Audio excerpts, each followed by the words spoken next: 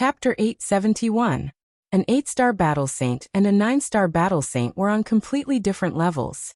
For example, a sacred weapon. A 9-star battle saint could fully recover with the power of a single person. It could be said that a 9-star battle saint with a sacred weapon was invincible below the battle emperor level. An 8-star battle saint could not do that. Of course, an 8-star battle saint could forcefully recover, but he would definitely suffer a backlash. Therefore, seeing that Yan Wei had successfully become a 9-star battle saint, Qin Feiyang and the rest were very happy, because in this way, their overall strength would increase by several times.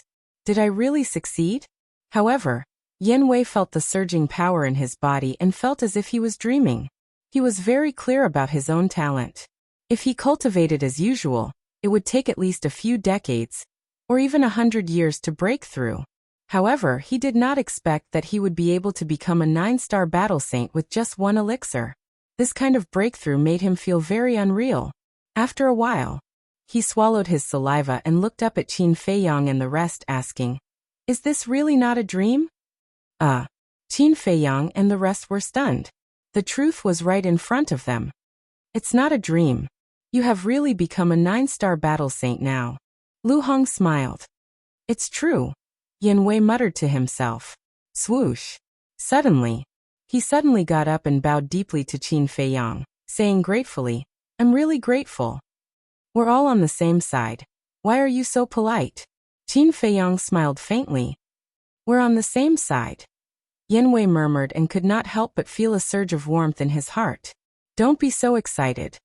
This is just an appetizer. The real sweetness is yet to come. Fatso chuckled. What sweetness?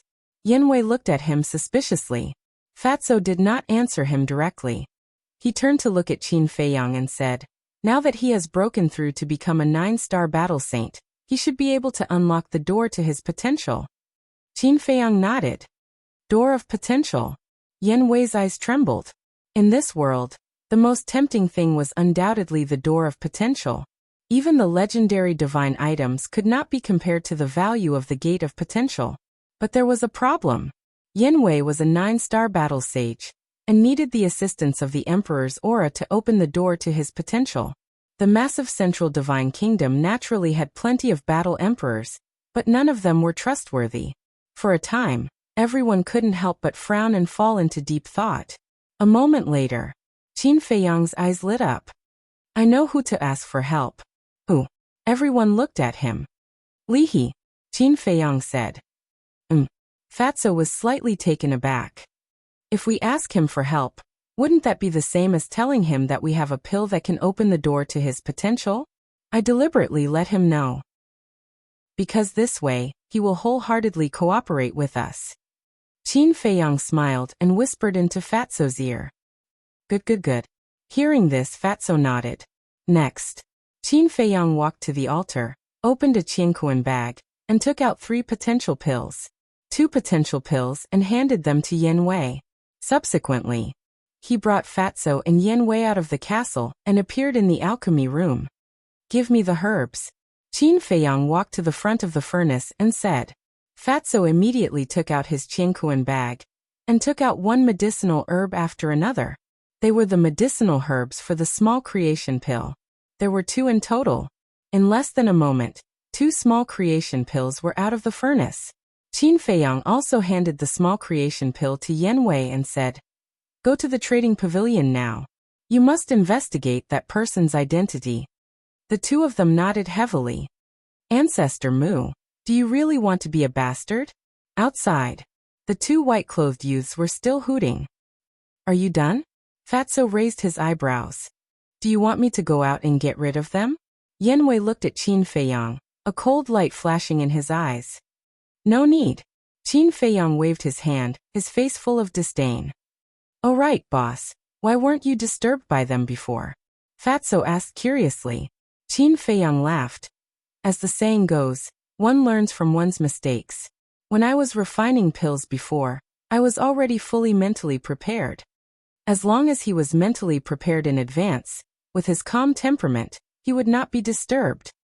Is that so? Fatso suddenly realized and laughed. You're still the best. Then we'll go first. Qin Feiyang nodded. Fatso waved his hand and opened a portal. He and Yanwei walked in one after another. Mu Jia, I'd like to see if it has anything to do with you, Qin Feiyang muttered. His eyes flashed. He put away the blazing sun cauldron and strode towards the stone door. Outside the stone door, the two white-clothed youths lazily leaned against the railing of the corridor, constantly cursing. We scolded him like this and he didn't come out. His endurance is a bit too strong, isn't it? It's not that he doesn't want to come out, it's that he doesn't dare to come out. Let's go back and rest. We'll continue after we've rested. Yes, we have plenty of time anyway. The two looked at each other and smiled, then turned and left. However, just as the two of them turned around, the tightly shut stone door suddenly opened, and Qin Feiyang walked out with large strides. Ha! The two white-clothed youths were stunned. They turned around at the same time. Their faces were full of ridicule. You finally came out. I thought you're going to hide in there for the rest of your life. The two of them slowly stepped forward. Their eyes were full of contempt. Ancestor Mu, they scolded you like this and you can still endure it. I really admire you. Exactly. If it were me, I would have accepted their challenge long ago, defeated them fair and square, and made them scram with their tails between their legs. Some of the disciples who were watching the show laughed. At first glance, these people were supporting Qin Feiyang. But in fact, they had ulterior motives. They instigated Qin Feiyang to accept the challenge, and then waited for Qin Feiyang to embarrass himself. Because now, Qin Feiyang's spiritual energy was only at level 10.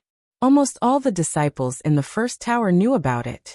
But a person with level 10 spiritual energy was occupying the 10th alchemy room. They felt very unbalanced. Looking at Qin Feiyang again, he didn't even want to look at these people who hid a knife behind their smiles. He glanced at the two white-clothed youths, turned around, closed the stone door, and walked directly to the 9th alchemy room. Why are you so cowardly? Didn't your parents teach you to be a person with integrity? The two of them sneered presumptuously. Qin Feiyang's body stiffened. He stopped walking and turned to look at the two of them. His eyes gradually turned cold. Ayaya. Look at how scary his eyes have become. I'm scared to death. One of the white-clothed youths quickly took a few steps back and patted his chest. However, his eyes were full of ridicule. Qin Feiyang's eyes flashed and said lightly, "Does the main tower allow private fights?" Huh. Are they going to fight? Everyone looked at each other. Someone immediately replied, Yes. It's fine as long as no one dies. If you want to fight to the death, you have to go to the fighting arena. Won't anyone die? Qin Feiyang muttered, looked at the two white-clothed youths and said, I don't have time to go to the fighting arena now, so I'll teach you a lesson first. The two of them were stunned. Haha. Following that, the two of them laughed, and the disdain on their faces was undisguised. Was this person stupid? A mere 8-star battle saint dared to threaten to teach them a lesson? Boom. Qin Feiyang didn't waste any more words. He raised his hand and pointed at the air. An invisible force suddenly roared out from his fingertips like a raging wave. As soon as it was pointed out, the laughter stopped abruptly. The two white-clothed youths' eyes widened in anger. As a 9-star battle master and a member of the Scorpion tribe, they could naturally judge at a glance that the destructive power of this finger was comparable to a perfect battle art. You can't underestimate it. Get out of the way. The two of them quickly dodged to the side. Boom. That invisible force exploded on the corridor in front of them, creating a deafening explosion. It's a bit strong. Those who witnessed this scene with their own eyes couldn't help but shrink their pupils, and there was some fear in them. The two white-clothed youths also broke out in cold sweat. If they hadn't dodged quickly, they would have been in big trouble. Whoosh. Suddenly, the two of them looked at Qin Feiyang, and a cold light surged in their eyes.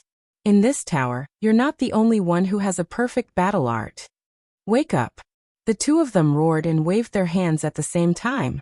Battle chi emerged, and a destructive wave quickly spread out in the Pill Pagoda. Clang.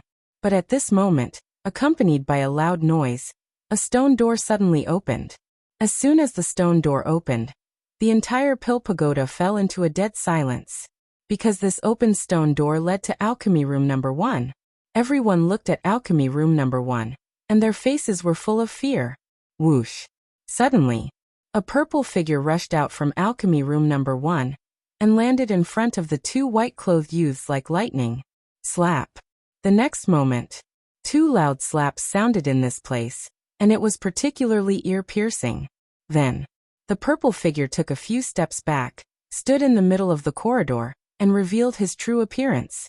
It was a purple-clothed youth. His skin was like jade, and his black hair was like a waterfall, showing an extraordinary temperament. His two eyes were like two bright moons, and his whole body exuded a king's aura. Greetings, senior brother Pei. At this moment, everyone who was watching from the outside lowered their proud heads and bowed to the purple-clothed young man. Pei.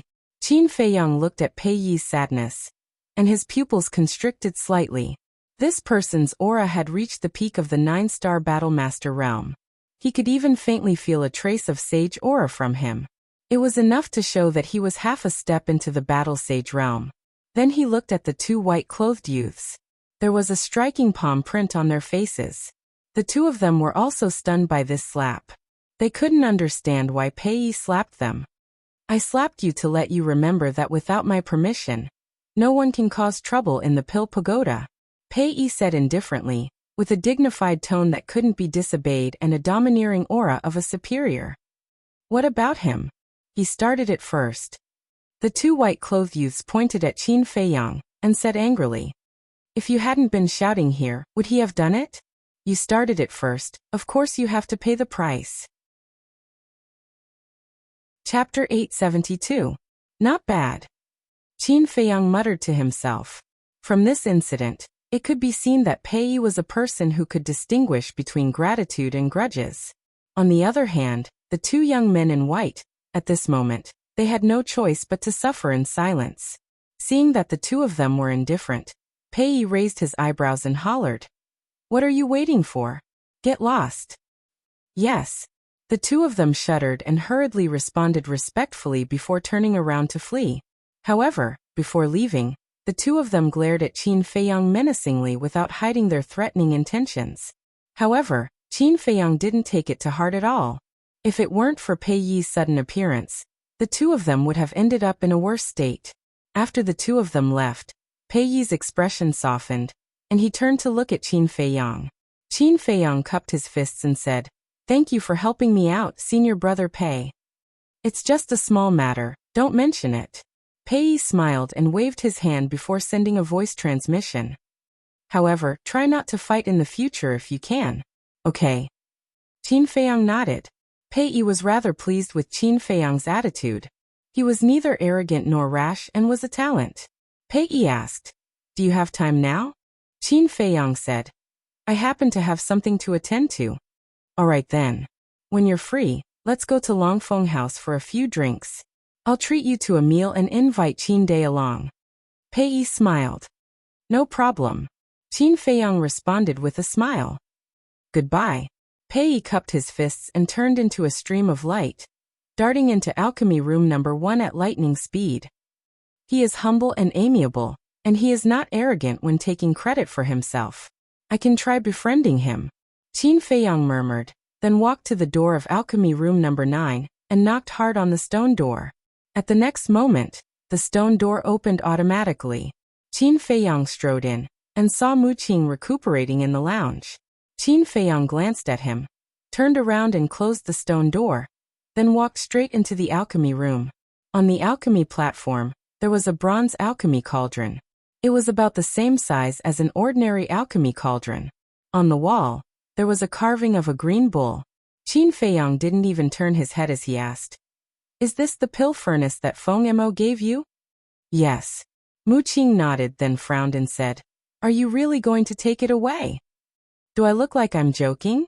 Qin Feiyang waved his hand and erased the blood contract in the furnace. Then he dripped a drop of blood to claim ownership. A piece of information flowed into his mind. The 6th grade cauldron, Azure Ox Cauldron. Still a loss. Qin Feiyang shook his head and sighed deeply. He put the green ox cauldron back into the castle. Fuck. What's there to lose? Mu Qing was so angry that she almost exploded. For a single cauldron explosion, he had paid the price of a Tier 6 cauldron and a Tier 6 cauldron. He had even been violently beaten up. If there was a loss, it should be him who had lost. This bastard was a typical example of taking advantage of others. It was too infuriating. You don't understand. Qin Feiyang shook his head, then turned to look at Mu Qing and said, "When do we set off?" "Now, right now, right now," Mu Qing roared. She was flustered and exasperated. Then she got up and opened a portal. She walked in without looking back. Qin Feiyang smiled helplessly and followed her into the portal. The next moment, the two appeared in the sky above a mountain range. The mountain range stretched as far as the eye could see. Ancient trees were verdant and huge peaks towered into the sky, exuding a majestic aura. Be careful. This is the Sky Scorpion mountain range. It's possible to meet people from the Sky Scorpion tribe anywhere. Mu Qing scanned the mountain range. Her expression was full of vigilance. Qin Feiyang nodded. "Follow me." After Mu Qing finished speaking, she turned into a ray of light and flew down the mountain stream. Qin Feiyang followed behind Mu Qing without saying a word. Soon, the two of them landed on a short mountain. At the peak of the mountain, the vegetation was lush. The two of them stood in the middle of a patch of grass and looked ahead. Mu Qing suddenly pointed to a certain place in front of them and said in a deep voice, "Do you see that? There are two people from the Sky Scorpion tribe over there." Qin Feiyang looked over and saw a clear river a few miles away. There were two middle-aged men dressed in black flying above the river. Their eyes swept back and forth across the river, as well as both sides of the river, as if they were looking for something. However, the strength of the two of them wasn't very strong. They were only War Master. They should be looking for medicinal herbs. Should we go and get rid of them first? Mu Qing asked secretly.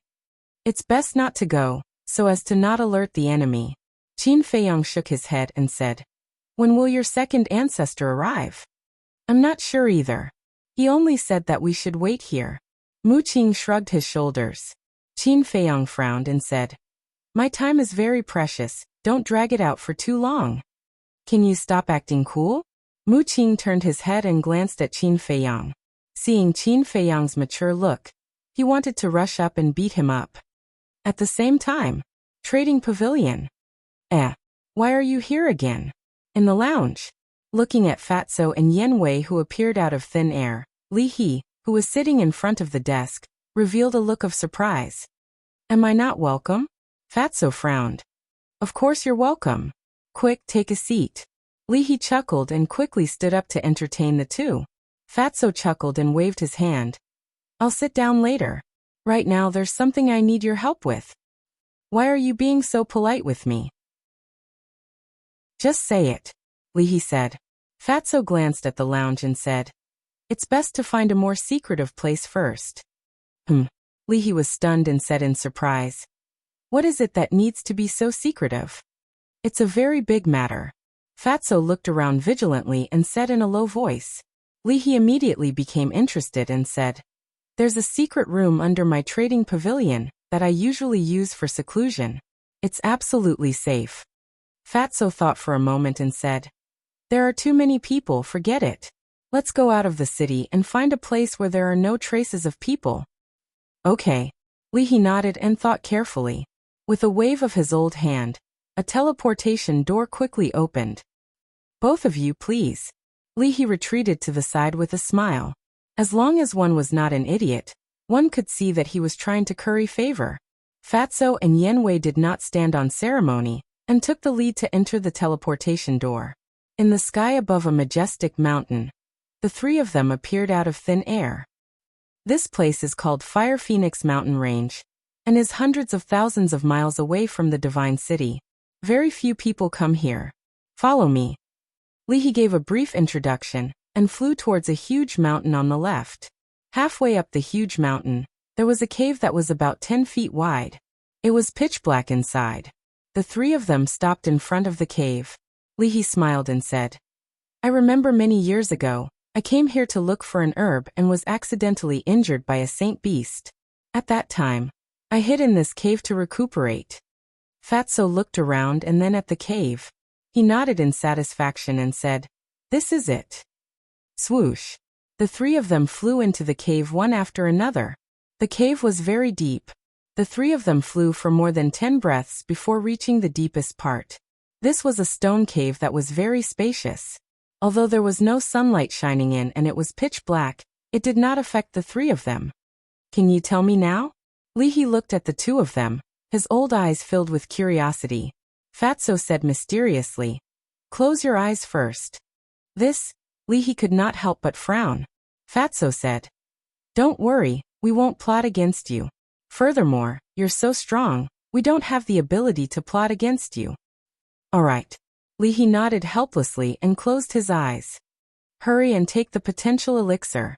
Fatso hurriedly sent a message to Yenwei. Yenwei nodded and immediately took out 3 potential elixirs, stuffing them into his mouth. "There's a medicinal fragrance?" The medicinal fragrance of the potential elixir was extremely rich. After smelling it, Leahy's heart was filled with shock. "Wait." At the same time, Fatso's eyes widened as he grabbed Yenwei's wrist hurriedly and said angrily in his heart, "What are you doing?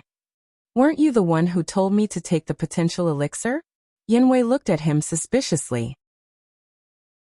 Fatso was stunned and let go of Yenwei's wrist, saying speechlessly, "I did ask you to take it, but I didn't ask you to take it all.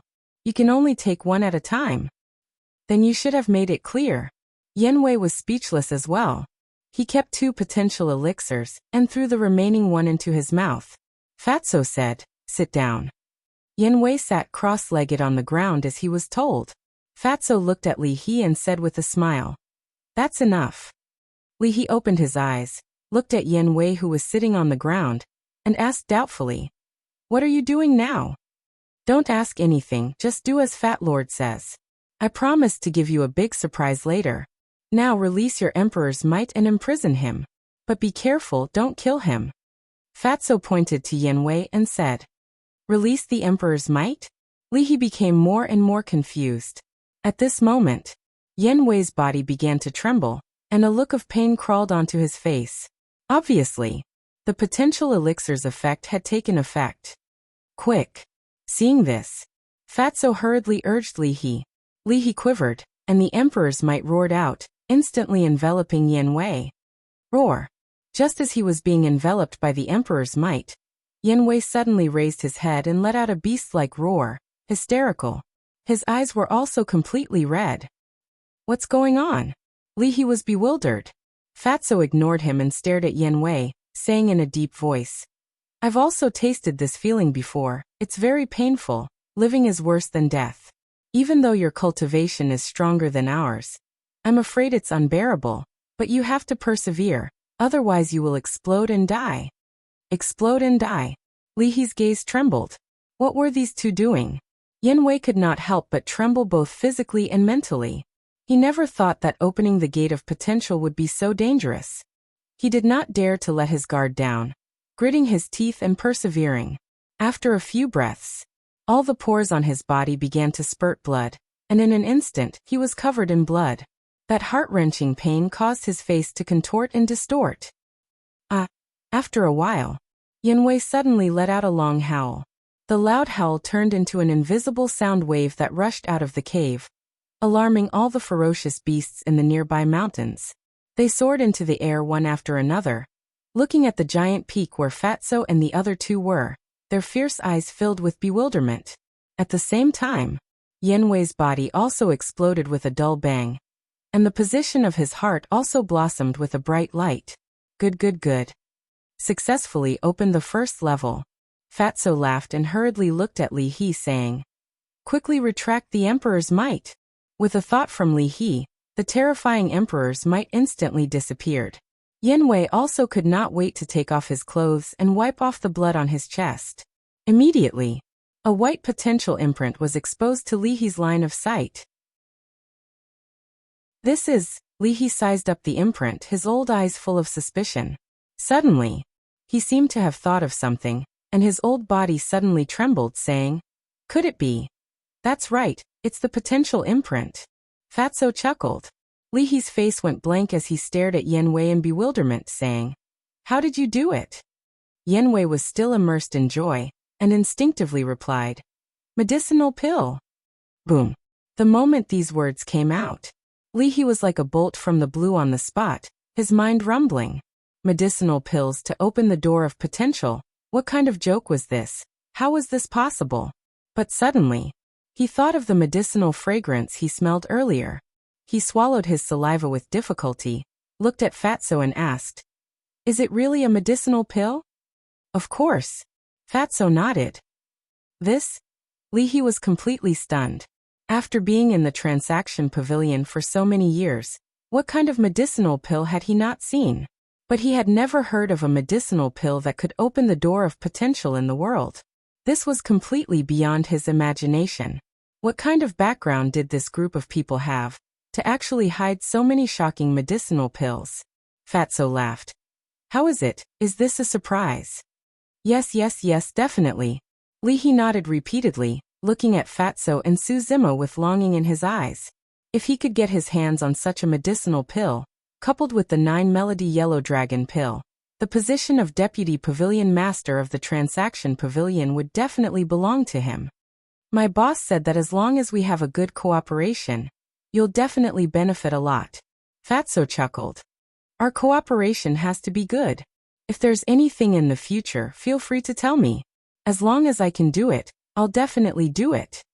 Li He patted his chest and vowed solemnly, as though he was dozens of years younger, looking hale and hearty. Fatso smiled smugly and looked at Yanwei. Hurry and heal your injuries. We'll continue to open the second level later. All right. Yanwei immediately took out a healing elixir and threw it into his mouth, closing his eyes to heal his injuries. What? It can be opened continuously? Li He was bewildered. Of course. Fatso nodded. Chapter 873. Fire Phoenix Mountain Range. With the help of Li He, Yanwei continued to open the door of potential. Whether it was talent or body, they were all undergoing earth-shaking changes. At the same time, Scorpio Mountain Range. Qin Feiyang and Mu Qing stood side by side at the peak of the short mountain, looking around vigilantly. Swish. Suddenly, an old figure silently appeared behind them. It was an old woman, wearing a pitch-black robe, skinny and with a trace of fierceness on her wrinkled face. It was the previous housekeeper of the Mu family, Mu Li. Greetings, young master. After the black-robed old woman appeared, she glanced at the mountain range in front of her and bowed to Mu Qing. You're here. Mu Qing turned and looked at the black-robed old woman with a smile. The black-robed old woman nodded. Qin Feiyang also slowly turned around. The moment their eyes met, there was an invisible collision that caused sparks to fly. Then, Qin Feiyang glanced behind the black-robed old woman and frowned. You came alone. Although the strength of the Scorpio tribe is not as good as my Mu family, it is still a super tribe. With this old woman's strength, I can't get rid of them. So of course, it's impossible for this old woman to come alone. The black-robed old woman said expressionlessly, as if she didn't like Qin Feiyang. What about the others? Qin Feiyang asked. As for the black-robed old woman's attitude, he directly ignored it. What's the hurry? The black-robed old woman glanced at him indifferently, then at the mountain range in front of her, and said, Wait for me here. After saying that, the black-robed old woman turned into a stream of light and flew away like lightning. Above the river, the two middle-aged men of the Scorpio tribe were still there. Whoosh! Almost in the blink of an eye, the black-robed old woman descended above the two men. With a wave of her old hand, she directly erased the two men. Everything happened in an instant, and the two men didn't even have time to call for help. Then, the black-robed old woman cut through the sky again, and rushed in another direction. Soon, she had returned, and her entire body was filled with a shocking murderous aura. The people of the Scorpion tribe nearby have all been killed by this old one. This old one will inform the second ancestor. After saying that, the black-robed old woman took out an image crystal. The next moment, a purple-clothed old man appeared. It's the Mu family's second ancestor. The black-robed old woman bowed and said, Greetings, second ancestor. The obstacles have been cleared. Well done. Wuxia's second ancestor nodded, and the shadow dissipated. In less than 3 breaths, Wuxia's second grandmaster appeared. He stood above the heads of Qin Feiyang and the other two, gazing into the depths of the mountain range, his old eyes flashing with a cold light. Swish. After the Mu clan's second forefather, more and more silhouettes began to materialize in the void. There were a total of 30 people, and they were all well-built men. They were also wearing the same black robes, and the aura they exuded was unfathomable. Greetings, young master. These 30 well-built men, after bowing to Mu Qing, looked at Qin Feiyang. Mu Qing glanced at Qin Feiyang and chuckled. Did you see that? Each of them has the cultivation of a war emperor. Qin Feiyang's pupils contracted. 30 war emperors were sent out at once. This Mu clan's foundation was too terrifying. Are you scared? Let me tell you, this is only the tip of the iceberg of my Mu clan. Mu Qing said proudly. What do you want to say? Qin Feiyang raised his eyebrows. What I want to say is, before going against my Mu clan in the future, it's better to weigh yourself first. Mu Qing laughed secretly. Weigh. The corner of Qin Feiyang's mouth lifted, and a trace of ridicule could not be removed.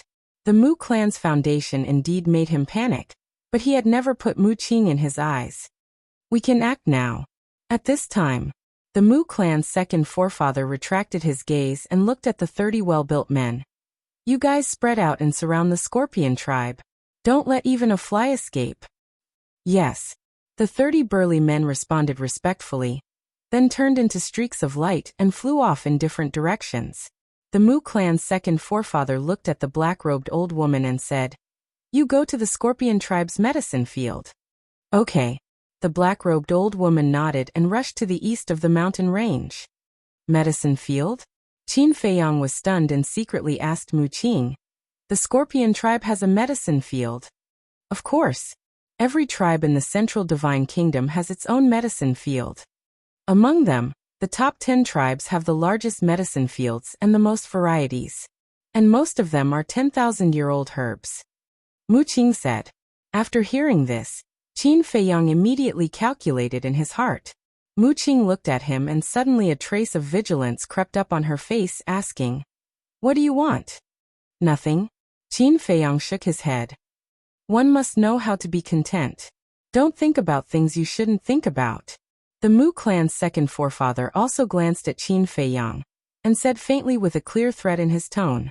Then he rolled up Qin Feiyang and flew straight to the depths of the Scorpion mountain range. Content? If I don't get some benefits, wouldn't this trip be in vain?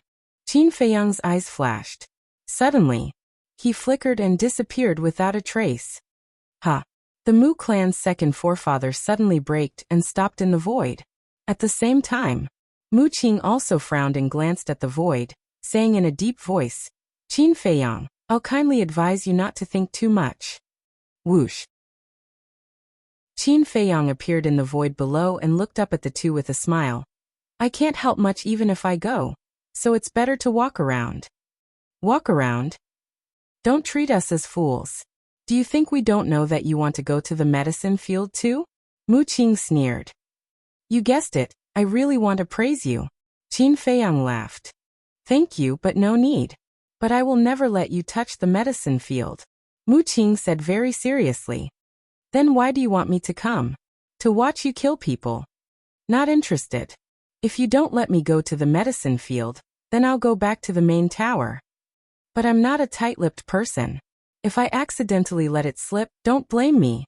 Qin Feiyang grinned, revealing a mouthful of white teeth. Mu Qing's face sank.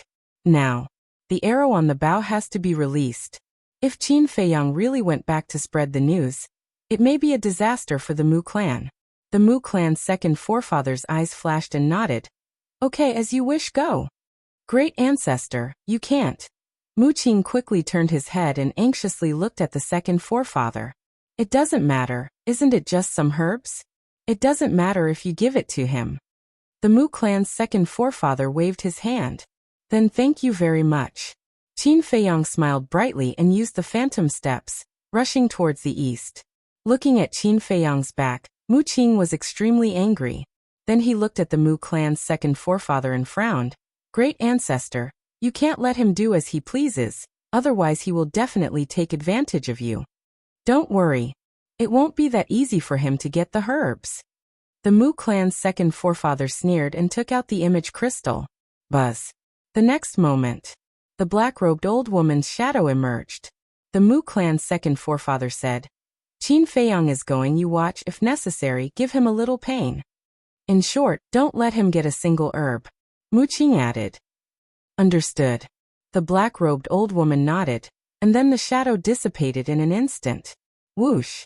The Mu clan's second forefather also took Mu Qing, and continued to rush forward. Back to Qin Feiyang. After flying for a distance, he stopped over a dense forest and glanced around, his brows tightly knitted together. He ignored a problem. He didn't know the exact location of the herb field. And the black-robed old woman's speed was many times faster than his. She had long disappeared. Suddenly, his eyes lit up, and he dragged Wolf King out of the castle, urging, quickly track the black-robed old woman's scent. The Wolf King also clearly heard the conversation between Qin Feiyang and Mu Qing from the castle. So, without Qin Feiyang's explanation, it also knew what to do. At that moment, it used its strength to flick its nose and said, Follow me. Whoosh! One man and one wolf rushed through the air, chasing into a large mountain. Within a radius of dozens of breaths, there were towering and majestic giant peaks. The lowest was more than 1,000 feet. The mountain stream was surrounded by clouds and mist, hazy and full of a mysterious aura. Wolf King's nose twitched, his eyes flashing, and said, I can already smell the medicinal fragrance. Qin Feiyang couldn't help but look forward to it. Wolf King suddenly turned his head, looked at Qin Feiyang and asked, Don't you want to change your appearance?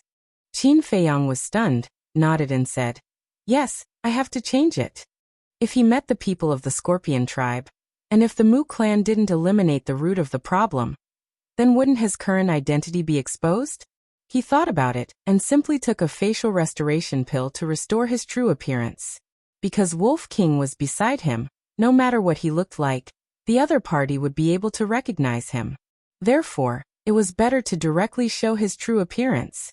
After a dozen breaths, the clouds in front of them gradually dispersed, and a large canyon entered the sight of a man and a wolf. Holy shit! Wolf King was stunned on the spot. The canyon was more than a dozen miles wide, but there was nothing on the ground, not even a blade of grass. It was all medicinal herbs, densely packed in a large area. This is too much. Qin Feiyang was also dumbfounded by what he saw.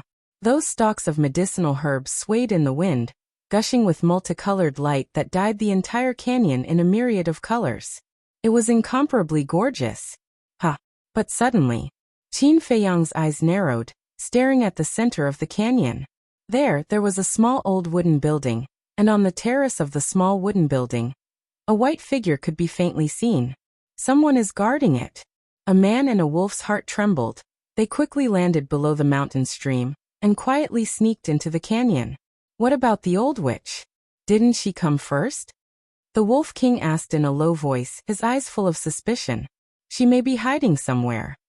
Qin Feiyang said, If that's the case, it means that the old witch is not sure to kill the person guarding the herbal field. Wolf King said. Qin Feiyang nodded. This old woman is not sure. Before her voice faded, a cold voice suddenly sounded behind the man and the wolf. We've been discovered. Qin Feiyang and Wolf King looked at each other, stopped and turned their head. Sure enough, it was the black-robed old woman. The black-robed old woman glanced at the man and the wolf sneered. Your ambition is not small, you want to take the herbal field. Chapter 874. So what if he leaked the information? Don't think that you're the only smart person in this world. The black-robed old woman smiled disdainfully. I really didn't realize that you're that smart. Qin Feiyang laughed. The black-robed old woman's eyes darkened slightly. What? You want to fight? Then you'd better think about it. Putting aside our cooperation, as long as you make a move, the person guarding the herb field will immediately sense your aura.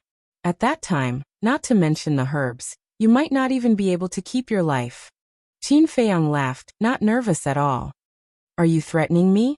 The black-robed old woman's eyes flashed coldly. No, no, no. Qin Feiyang waved his hand and said, I'm not threatening you. I'm just giving you a piece of advice. Then I'll also give you a piece of advice. You'd better leave immediately, or you'll have to bear the consequences. The black-robed old woman said. What consequences? Don't scare me. I'm a very timid person. Qin Feiyang took a few steps back, his hands in front of his chest, looking at the black-robed old woman warily. But his face was full of ridicule. Little bastard. Let me tell you, as long as I'm here, you won't get a single herb. The black-robed old woman gritted her teeth, her hands tightly clenched together. At this moment, she couldn't wait to rush up and kill Qin Feiyang. That's not necessarily true. Qin Feiyang pursed his lips and smiled, saying, I don't want to talk nonsense with you. The herbs here will each take half. Why? The black-robed old woman was so angry that she laughed. She really had an impulse to hit someone. What do you think? Qin Feiyang laughed. I really don't see how you can threaten me. The black-robed old woman sneered. In her view, Qin Feiyang was just bluffing. You're not just an ordinary idiot. Take a guess. What do you think will happen if I yell now? Qin Feiyang laughed. The black-robed old woman frowned. Suddenly, she seemed to have thought of something and her body stiffened. If that was the case, the people guarding the herb field would have noticed it immediately. Qin Feiyang said, Do you think I have the right to threaten you now? You. The black-robed old woman gnashed her teeth. Shoo. Don't be angry. If you accidentally expose your aura, you'll be in big trouble. Qin Feiyang made a shushing gesture and laughed in a low voice. The black-robed old woman's pupils constricted as she swept her gaze over Qin Feiyang and Wolf King. A moment later, in the end, she compromised and nodded. All right, we'll split it in half. That's right. We could have discussed this peacefully. Why did you have to make things so awkward? Qin Feiyang smiled. The black-robed old woman snorted and turned around, heading towards the canyon. Qin Feiyang and Wolf King looked at each other and quickly chased after him. Very quickly. The two men and the wolf arrived at the bottom of the canyon and climbed up to the peak on the left. They lay in the grass and restrained their aura as they looked at the small wooden building in the middle of the canyon. From here, they could clearly see the true appearance of the person on the balcony. It was an old man who was over 70 years old. His hair was white and his body was stooped.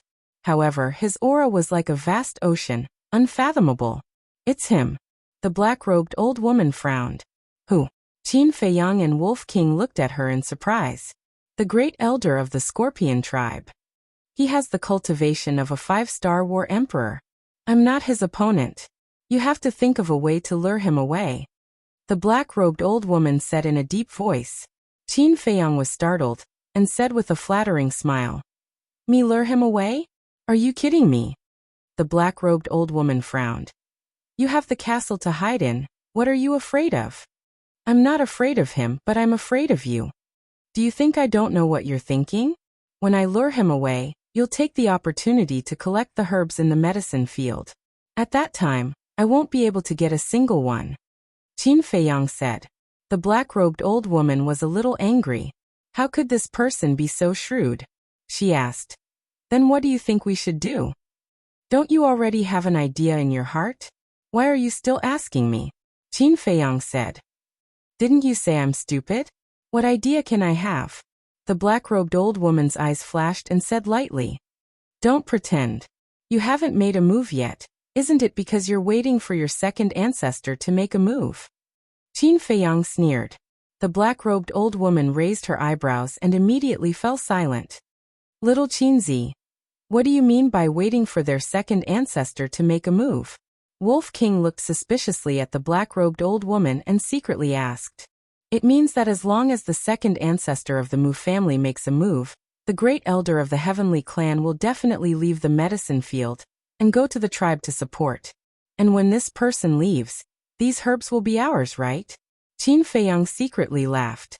So that's how it is. Wolf King murmured, thought for a moment and said, It doesn't seem right. What's wrong? Qin Feiyang asked. Now this old witch doesn't dare to do anything to us because of the great elder. But if he leaves, this old witch won't have any worries, right? At that time, she will seriously injure us, or use her pressure to imprison us.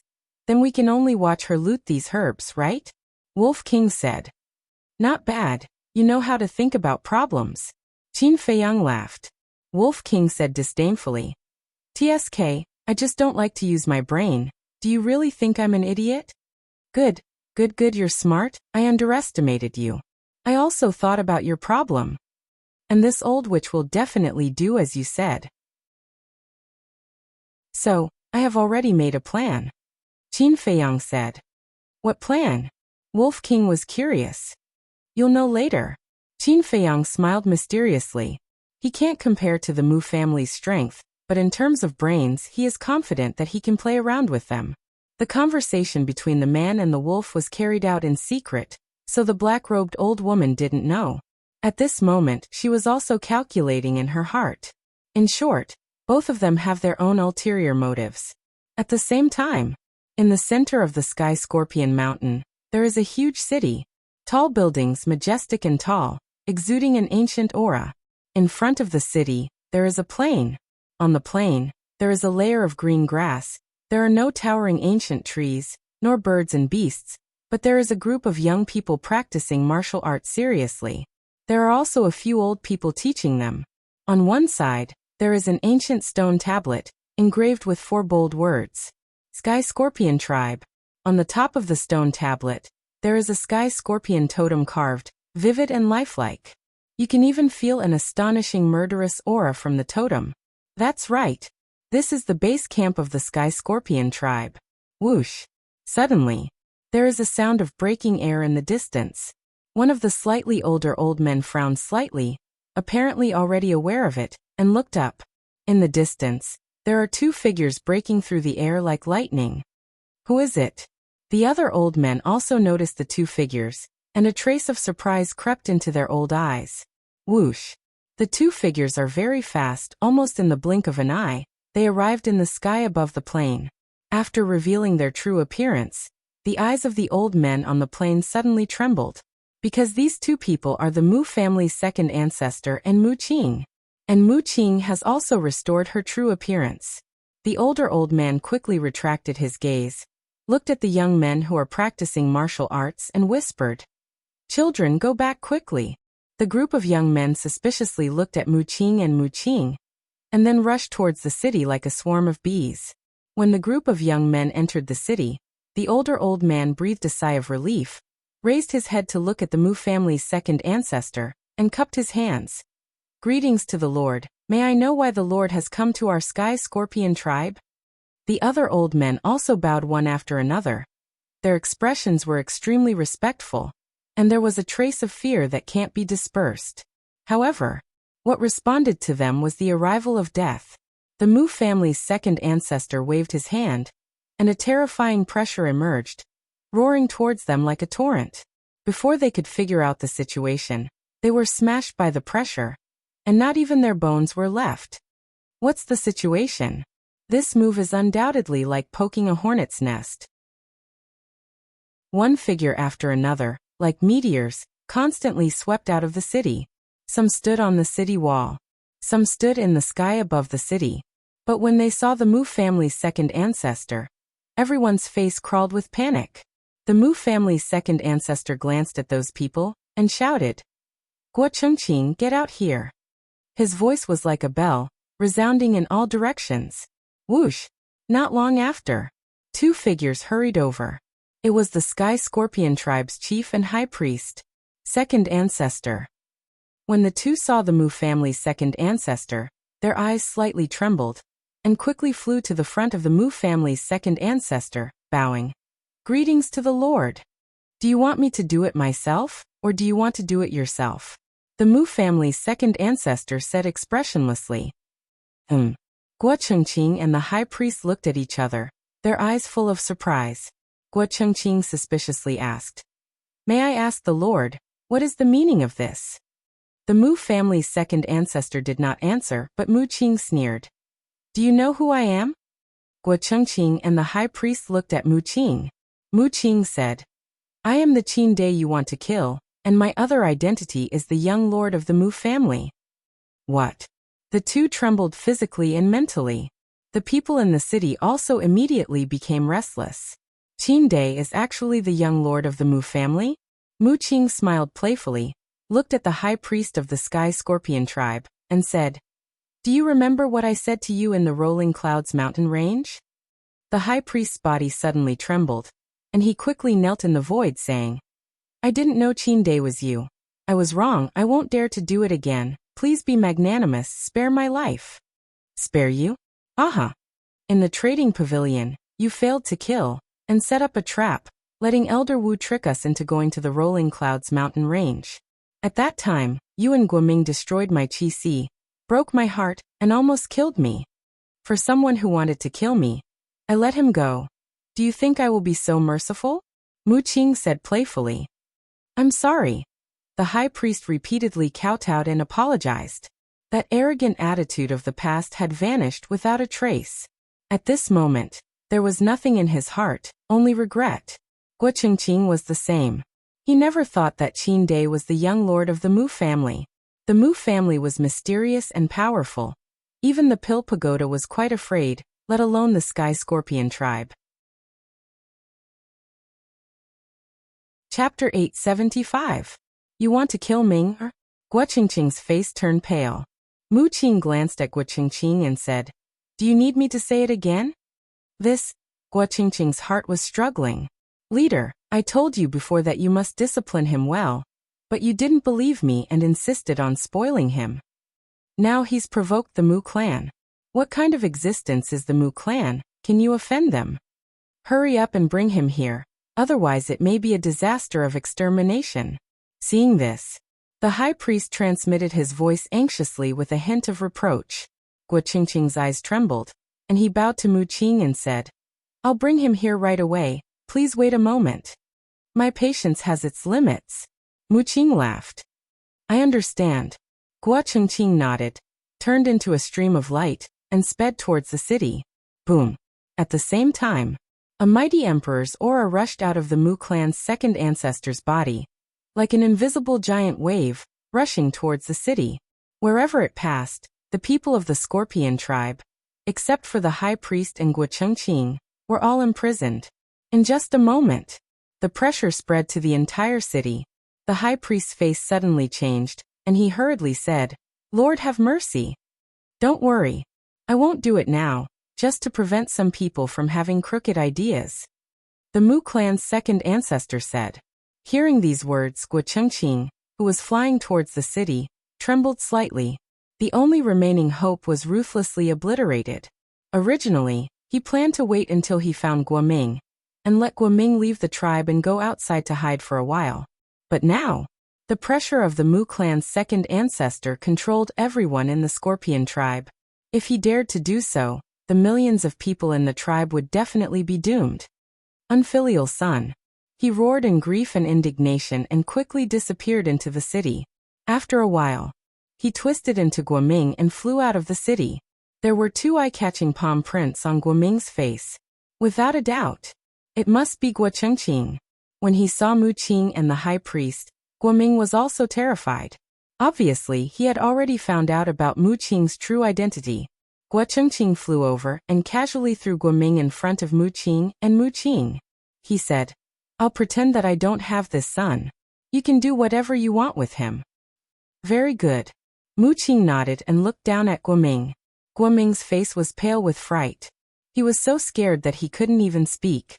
Actually, in the Forgotten Continent, not many people knew about the Mu family.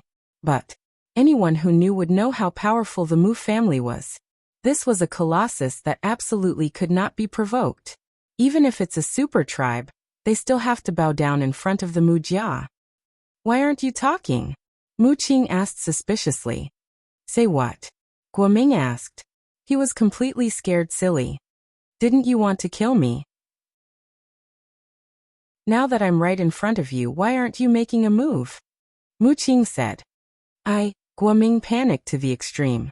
If he had known that Qin Dai was the young master of the Mu family, he wouldn't have dared to kill him even if he was beaten to death. Bang! Mu Qing raised his eyebrows, lifted his foot and kicked Guoming's lower abdomen. Ah! Guoming immediately let out a shrill scream. He was kicked out and rolled into the void not far away. Crawl back here. Mu Qing looked down at him overbearingly. Guoming didn't dare to. He lay in the void and looked at Guo Chengqing and the high priest for help. However, Guo Chengqing and the high priest pretended not to see. Don't look at them. No one can save you now. Since you're not coming, I'll go find you. Mu Qing laughed. As he spoke, he took out a dagger. As he walked towards Guoming, he stretched out his hand and gently rubbed the blade. His attitude was extremely arrogant. But no one in the Scorpion tribe dared to speak. Such a big tribe was dead silent. Everyone was panicking. Don't come over. Guoming quivered and hurriedly waved his hand. He was so scared that he almost peed. If I don't go over just because you told me not to, then wouldn't I lose face? Mu Qing laughed and stopped in front of Guoming. How you treated me at the Rolling Clouds mountain range, now I'll treat you the same. Are you ready? No. Guoming's body trembled violently. He hurriedly hugged Mu Qing's thigh and begged. Just treat me as a dog. Let me go, okay? I can't raise a dog like you.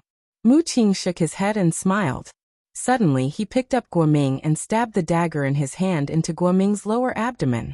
His sea of qi was destroyed on the spot. Fresh blood gushed out like a fountain. Ah! Guoming covered his lower abdomen and screamed again and again. His face was already distorted. And your heart? Mu Qing licked his lips and stabbed Guoming's heart again. I really didn't mean it. Please let me go. Guoming roared. Blood gushed out, and he had become a bloody man. But Mu Qing turned a deaf ear and grinned. I remember that you also slapped me a few times. His words fell. He put away the dagger, raised his arm and slapped Guoming's face again and again. For a moment, blood splattered everywhere. Guoming's teeth were smashed into smithereens, and he spat them out along with blood.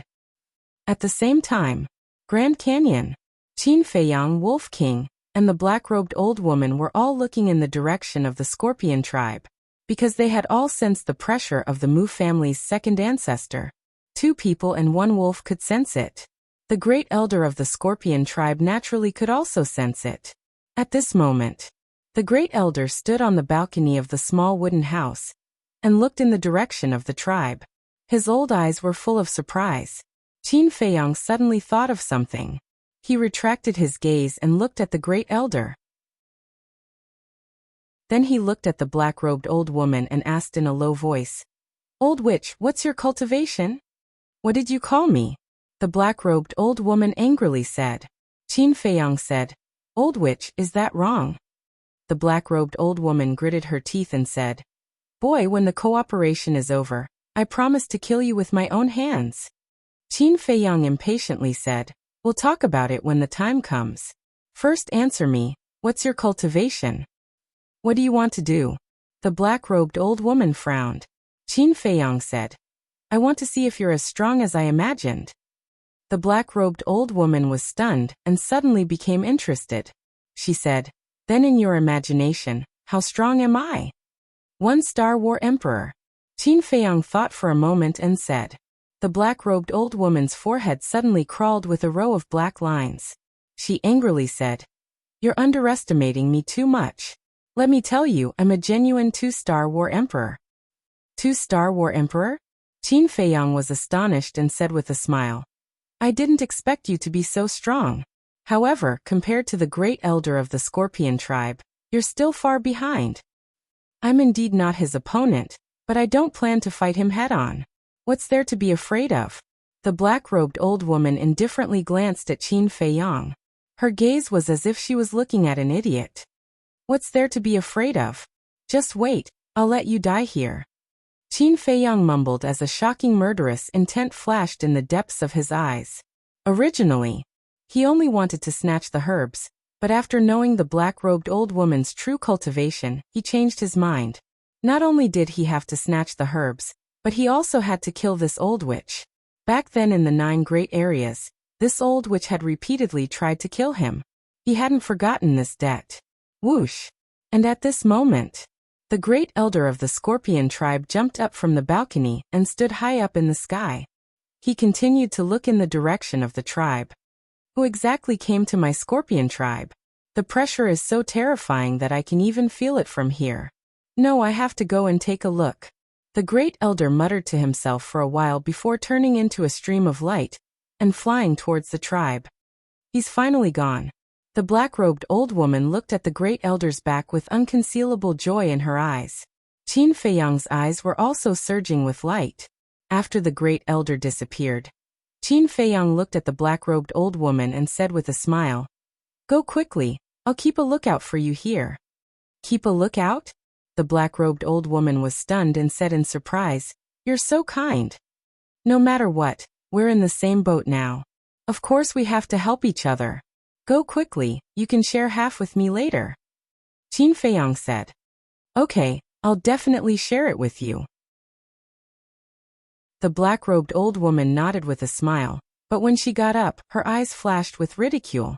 "Share? Naive." Then, she jumped up and rushed towards the medicine field below. "Do you really think I'm so kind? Idiot." Looking at the black-robed old woman's back, Qin Feiyang's face also crawled with a trace of undisguised ridicule. He quickly took out an illusory-form pill and threw it into his mouth. His appearance immediately began to change rapidly.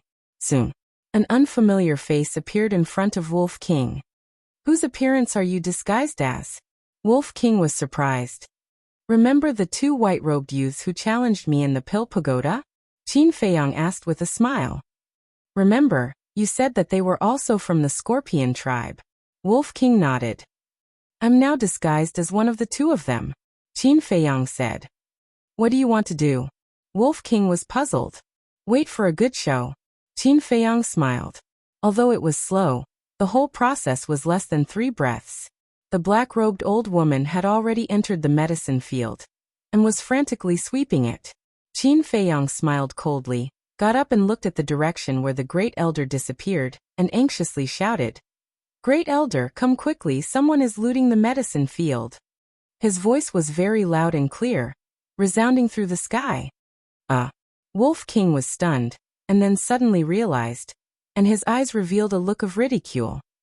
"You go hide first." Qin Feiyang looked at Wolf King and said. Without waiting for Wolf King's response, he sent Wolf King to the castle. Then, he strode to the top of the mountain. "What's the situation?" At the same time, the black-robed old woman raised her head and looked at Qin Feiyang, her old face full of shock. "Who are you? How dare you touch the medicinal herbs of my scorpion tribe?" Qin Feiyang glared at the black-robed old woman and shouted with a stern voice. That angry look was really like a member of the scorpion tribe who found a thief. "What's going on?" The black-robed old woman was stunned. Weren't Qin Feiyang and Wolf King on the lookout? How could a member of the scorpion tribe appear? She didn't recognize that the person in front of her was Qin Feiyang. Whoosh! Just as the black-robed old woman was stunned, a white figure broke through the sky like lightning. It was the great elder of the scorpion tribe. When he saw the black-robed old woman standing in the medicine field, his old face suddenly revealed a shocking killing intent. Courting death. Chapter 876. In an instant, the Grand Elder arrived in front of the black-robed old woman. That aged hand suddenly lifted up, roaring with battle chi as it slapped towards the black-robed old woman. Killing intent enveloped all directions. The black-robed old woman finally regained her senses, and her expression changed greatly. But at this moment, it was too late for her to dodge. She could only hurriedly raise her hand and meet the Grand Elder head-on. Boom! When the two palms collided, the black-robed old woman's body trembled, and then she flew out like a meteorite. Blood wildly spurted out from her mouth. Just one palm was enough to heavily injure the black-robed old woman. This was the difference between a 5-star combat emperor and a 2-star combat emperor. "It's you, Muli." The Grand Elder finally saw the black-robed old woman's true face and angrily said, "Why did you come to rob my Sky Scorpion tribe's medicine field?" The black-robed old woman didn't reply. Using the impact of the impact, she turned around and fled in panic. "Want to leave? Not so easy." The Grand Elder's hair stood on end in anger. Using a mysterious footwork, he quickly chased after the black-robed old woman. Looking at the Grand Elder's speed, Qin Feiyang's pupils contracted. This Grand Elder actually grasped a perfect support-type battle art. He looked at the black-robed old woman again. He discovered that the old witch was also using a strange footwork. Moreover, her speed was 4 times faster than usual. This meant that the old witch also grasped a perfect support-type battle art. The foundation of these super forces really can't be underestimated. Qin Feiyang mumbled. But then, the corners of his mouth pursed into a bone-chilling cold. Although the black-robed old woman also had a perfect support-type battle art, the difference between her and the Sky Scorpion tribe's Grand Elder's cultivation was too great. She couldn't escape at all. And now, the furious Grand Elder definitely wouldn't let her go. Similarly, she couldn't find a reason to defend herself now. After all, she was caught red-handed by the Grand Elder. Therefore, she would definitely die. Boom.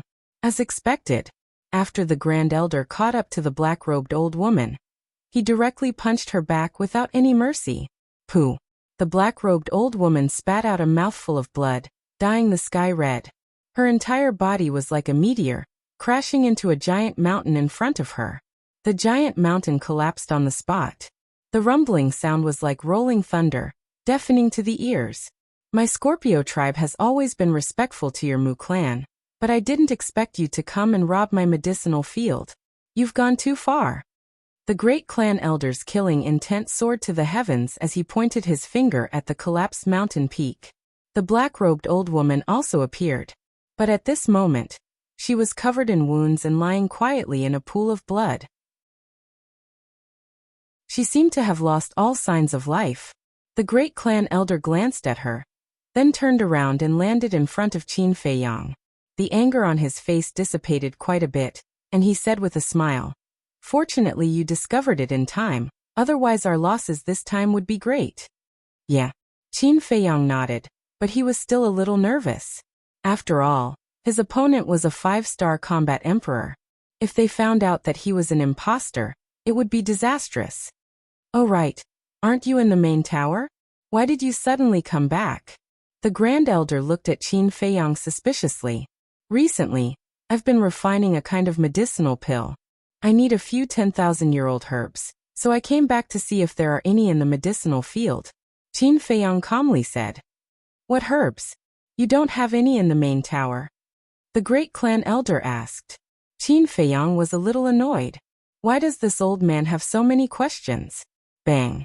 But at this time, an earth-shattering loud noise came from the distance. Ha! Qin Feiyang and the great clan elder looked up at the same time. The loud noise came from the direction of the Scorpio tribe. It seems that they've already made their move. Qin Feiyang's eyes flashed. Then he turned to look at the great clan elder and asked, "What's the situation?" This old man doesn't know. Just now this old man has already felt a terrible pressure. The great clan elder said, "Pressure? Who dares to make trouble in my Scorpio tribe?" Qin Feiyang was surprised. "This old man will go and take a look, you find the herbs you need and immediately return to the main tower," the great clan elder said. "Okay." Qin Feiyang nodded. Then he looked at the black-robed old woman's body and said, "What should we do with her?" "Don't touch her body. After dealing with the tribe's affairs, this old man will take her and personally go to the Mujia. Let the Mujia give this old man a reasonable explanation." The great clan elder's eyes flashed coldly. Then he turned into a stream of light and quickly flew away. Phew. Looking at the great clan elder's departure, Qin Feiyang finally breathed a sigh of relief, because he really didn't know how to answer the great clan elder's question. After the great clan elder completely disappeared, he waved his hand and Lu Hong, the pangolin, wolf king, the winged snow eagle, and the black dragon snake all appeared. "Hurry up," Qin Feiyang said. Everyone looked at each other, and immediately rushed to the medicinal field. Qin Feiyang also flew up and landed next to the black-robed old woman's body. Before, the black-robed old woman had already swept away a lot of medicinal herbs, so he naturally couldn't let go of these. He squatted on the ground, reached out and fumbled in the black-robed old woman's clothes, and soon found a qiankuan bag. Cough. But just as he was about to check the qiankuan bag, The black-robed old woman lying motionless on the ground suddenly coughed. Not dead. Qin Feiyang's face changed, quickly stepped back a few steps, looking at the black-robed old woman in surprise. After a burst of coughing, the black-robed old woman's eyelids moved. She's really not dead, her life is so hard. Qin Feiyang was surprised. Suddenly, his eyes flashed coldly, took out the chang shui, rushed forward and stabbed the black-robed old woman's sea of qi. Ah! The black-robed old woman screamed in pain, immediately opened her eyes, stared at Qin Feiyang with resentment and roared. You damned little bastard, I'm going to kill you. Qin Feiyang had not recovered his true appearance, so the black-robed old woman did not know that the young man squatting in front of her was Qin Feiyang. Kill me? Qin Feiyang slowly got up and said. Now that your sea of qi has been destroyed and the Qianquan bag is in my hands, what do you have to kill me? Hearing it, the black-robed old woman's heart sank. Right, look at my memory, you don't seem to know who I am. Qin Feiyang patted his head, took out a facial restoration pill, and threw it into his mouth. Soon, a familiar face appeared in the black-robed old woman's line of sight. It's you. The black-robed old woman's eyes trembled. That's right, it's me. You didn't expect that you would be tricked by me so miserably. Qin Feiyang grinned, revealing a mouthful of white teeth. Damn it, we are now in a cooperative relationship. The black-robed old woman angrily said. So what? Anyway, sooner or later we will fall out, so it's better to find an opportunity now and kill one first. What's more, I also know that you will certainly not share the medicinal herbs with me. In that case, I can only rely on my own ability to rob. Now all the medicinal herbs here are mine. Qin Feiyang laughed. The black-robed old woman glanced at Lu Hong and the others who were frantically sweeping the place, gritted her teeth and said, The second ancestor will not let you go. Don't worry. Your second ancestor will not know that I killed you. When the time comes, I will tell him that the great elder of the Scorpion tribe killed you. Moreover, even if he knows, I don't care. Don't take yourself too seriously. You are just a housekeeper. The Mu Jia will not hurt me because of you. Qin Feiyang laughed, rubbing Chang Shui's blade. His eyes flashed with killing intent. What do you want to do? Seeing this, the black-robed old woman hurriedly shouted. Her blood-stained face was full of panic. Qin Feiyang grinned and said, What do you think I want to do? Don't kill me. The black-robed old woman panicked. She never thought that one day she would beg Qin Feiyang for mercy. Qin Feiyang was stunned and jokingly said, Then give me a reason not to kill you. The black-robed old woman hesitated. She really couldn't find a reason for a while. How about this? If you are willing to tell me the origin and details of the Mu Jia, I can spare your life, Qin Feiyang said. Then you'd better kill me, the black-robed old woman said. Her eyes were filled with a determined light. Well, as you wish. Qin Feiyang's eyes were stunned. His big hand suddenly waved. The chang shui in his hand, like a sharp arrow, instantly went into the black-robed old woman's eyebrows. Ah! With a mournful scream, the black-robed old woman died on the spot. This time she really died. Qin Feiyang looked down at her, his eyebrows tightly knitted together. She would rather die than tell him the details of the Mu Jia. What secret is this Mu Jia hiding? Shua. At this time, Wolf King came to Qin Feiyang's side and said, Did you get anything? Qin Feiyang shook his head. It seems that we have to rely on Fatso and Yen Wei to investigate. After saying this, the Wolf King continued to sweep through the medicinal herbs. Qin Feiyang bent down and pulled out the chang shui, then took out the black-robed old woman's Qianquan bag to check. He wanted to see if he could find any information about the Mu Jia in this Qianquan bag. But in the end, he was disappointed. In this Qianquan bag, except for various herbs, pills, gold coins, and some ordinary weapons, there was nothing else. Boom. Kacha. Suddenly, in the distance, there was another deafening noise. Qin Feiyang put away the chang shui and the Qianquan bag, jumped into the sky, looked up, and suddenly turned pale with fright. He saw that the giant peaks in the distance were constantly collapsing. The earth was trembling and sinking. Waves of magma erupted from the ground, like pillars of fire, rushed into the sky, illuminating half of the sky. From afar, It was like the scene of the end of the world. Moreover, Qin Feiyang also heard a metallic sound in the loud sound of the mountains collapsing and the earth cracking. It was obvious. Someone took out a sacred weapon. And more than one. He could even feel the sacred power and sharpness of those sacred weapons. Kill for me. Not long after, a loud and clear roar exploded in the area, and a murderous aura filled the sky. This was the voice of the Mujia's second ancestor. Boom. The moment the Mujia's second ancestor's shout sounded, in all directions of the Sky Scorpion mountain range, a terrifying emperor's aura erupted. Qin Feiyang couldn't help but tremble. Obviously, the 30 strong men surrounding the Sky Scorpion mountain range also made their move. This also means that the battle between the Mujia and the Sky Scorpion tribe has officially begun. Hurry up. Qin Feiyang withdrew his gaze and looked down at Lu Hong and the others, urging them. Because there is still a place he must go. Chapter 877. As a super tribe that had existed for so many years, the Scorpion tribe must have accumulated a lot of treasures. About 100 breaths later, Lu Hong, Wolf King, and the other beasts landed beside Qin Feiyang one after another. Their eyes were filled with unparalleled excitement. Qin Feiyang asked, "Are we done?" Lu Hong nodded. The medicinal herbs we harvested this time can't be calculated with numbers. There were all kinds of rare medicinal herbs, and most of them were 10,000 years old. In terms of value, it was no exaggeration to say that it was more than what they had accumulated over the years. Very good. Qin Feiyang was also overjoyed. He said, "Except for the white-eyed wolf, all of you go to the castle and sort it out as soon as possible." Okay.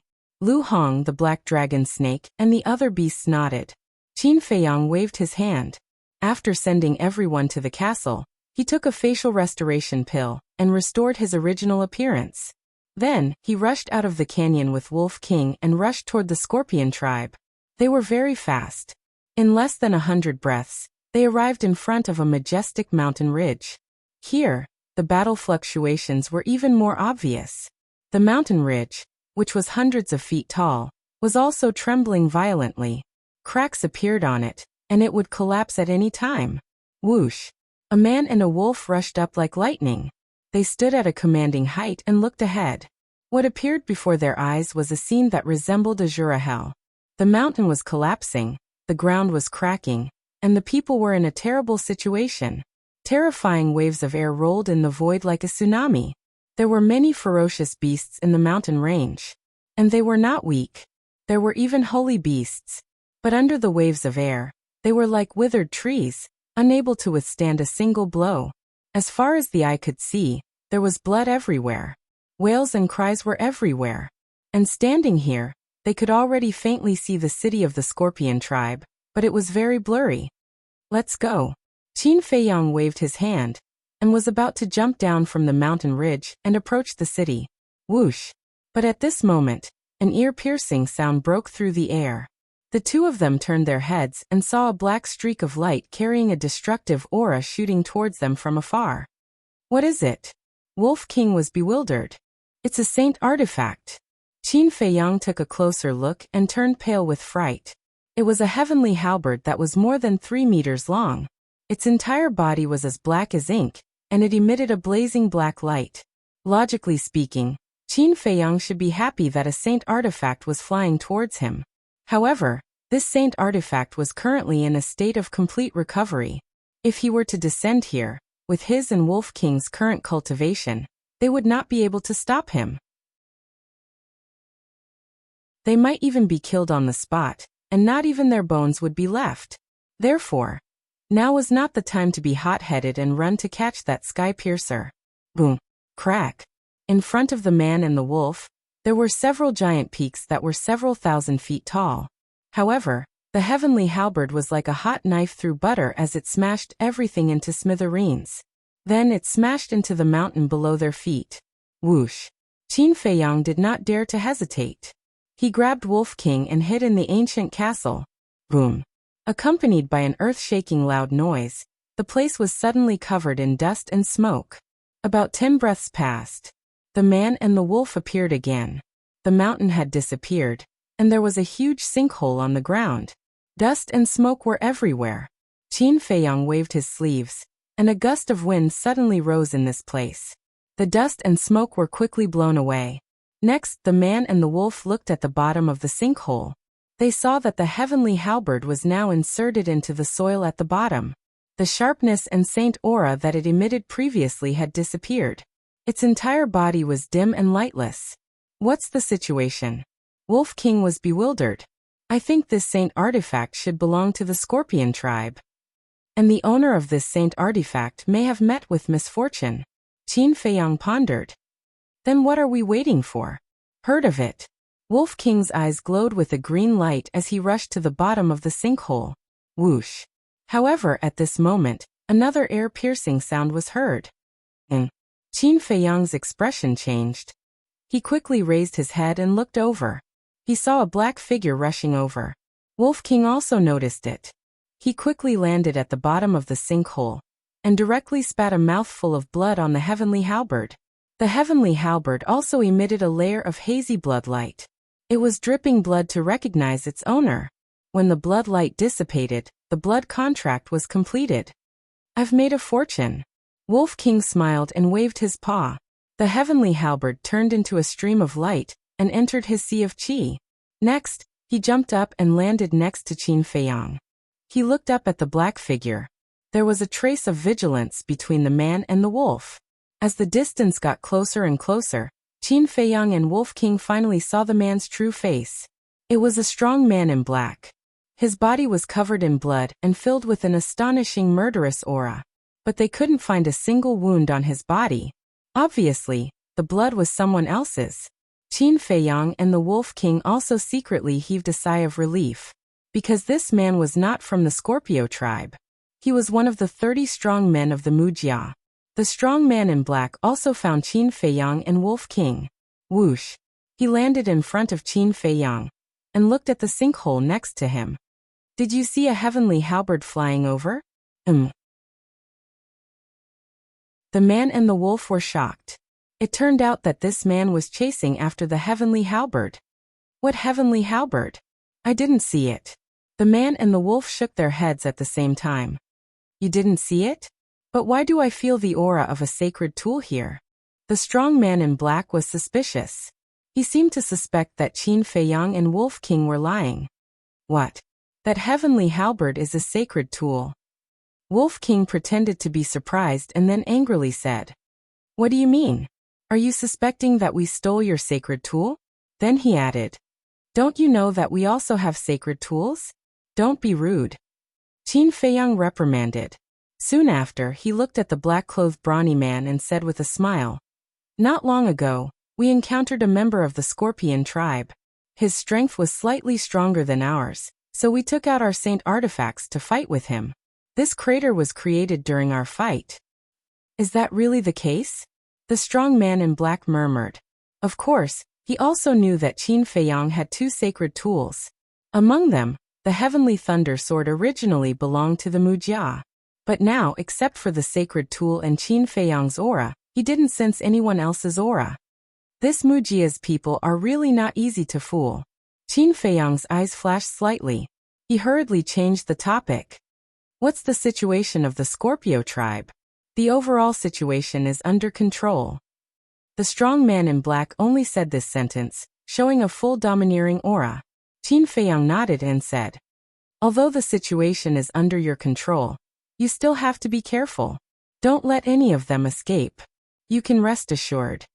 With the second ancestor here, not to mention the people of the Scorpio tribe, even a fly can't escape from the Scorpio mountain range. The strong man in black said confidently. That's good. Qin Feiyang pretended to be relieved.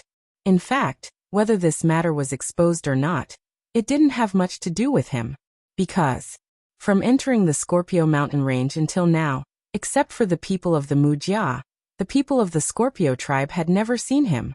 In other words, the Scorpio tribe didn't know that he existed. So, even if this matter was exposed, the Pill Tower and other tribes would only look for the Wuxia and not him. You really didn't see the halberd? The strong man in black asked again. Are we that untrustworthy? We really didn't. Qin Feiyang smiled bitterly. Well, you guys be careful, the black-clothed brawny man said, then turned around and flew away. Qin Feiyang seemed to think of something and asked loudly, by the way, what is Mu Qing doing now? The young master went to the treasure house of the Scorpio tribe. The strong man in black answered without looking back. Damn, he's one step ahead of us. Wolf King said angrily. If we can think of it, he must have thought of it too. Qin Feiyang sighed deeply. Mu Qing went to the treasure house. It was meaningless for them to go now, because by the time they rushed there, Mu Qing would have already swept away everything.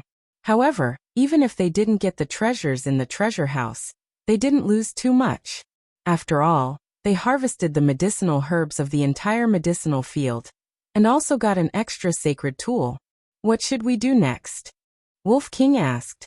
We can't get involved in the battle between the Scorpio tribe and the Mujia. The medicinal field and the treasure house are gone. There's nothing we can do now. Qin Feiyang pondered for a while and said, let's just go back and retreat. Yes, we need to cultivate well.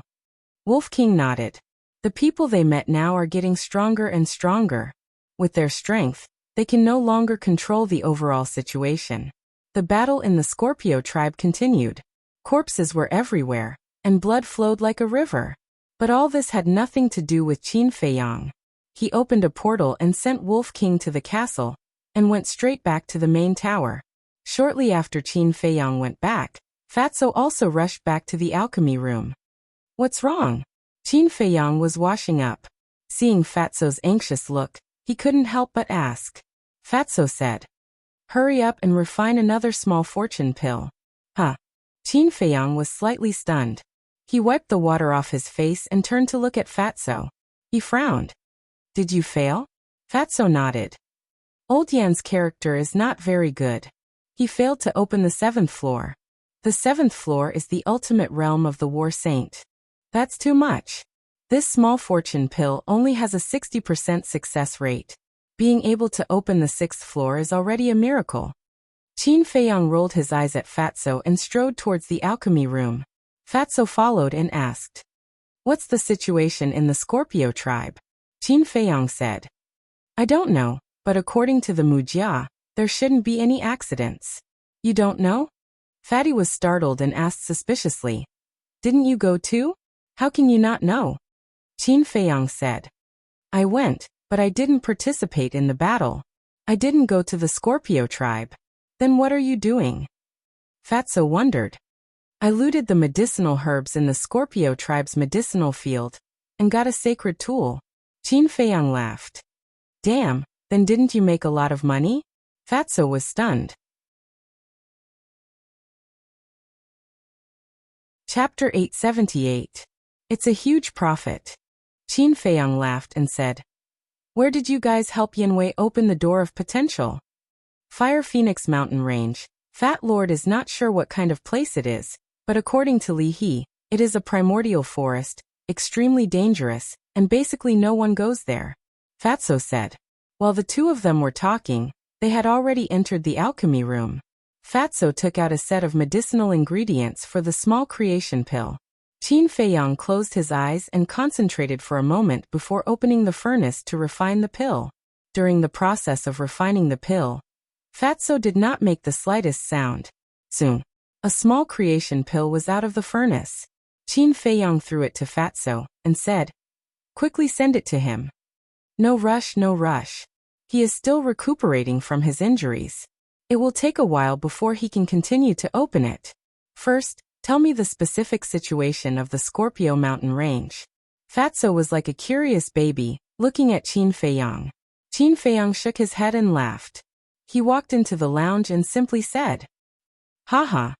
That old witch was actually tricked so miserably by you. It's really satisfying. After listening, Fatso couldn't help but laugh out loud. Although we have gotten rid of a scourge, it is also a great pity that we didn't get the treasures of the Scorpio tribe. Qin Feiyang shook his head. In this world, there are gains and losses. Moreover, the people that the Mu clan sent out this time are all War King. Even if Mu Qing didn't go, you might not be able to snatch the treasures from the treasury under their noses. At that time, you might even attract a lot of attention. Fatso said. Qin Feiyang nodded and said with a smile. Then what was Li He's reaction when he saw the potential pills? 2 words to describe it: shock. Right now he can't wait to swear a blood oath with you and become sworn brothers. Fatso laughed. Qin Feiyang asked. Then what's your next plan? I have already told Li He about this matter. And he has also expressed that he will do his best to assist me. He has also allowed me and Yan Wei to work in the trading pavilion. Fatso said. After pondering for a moment, Qin Feiyang nodded and said, That's good too. If you work in the trading pavilion, you'll be able to notice the mysterious person buying the herbs.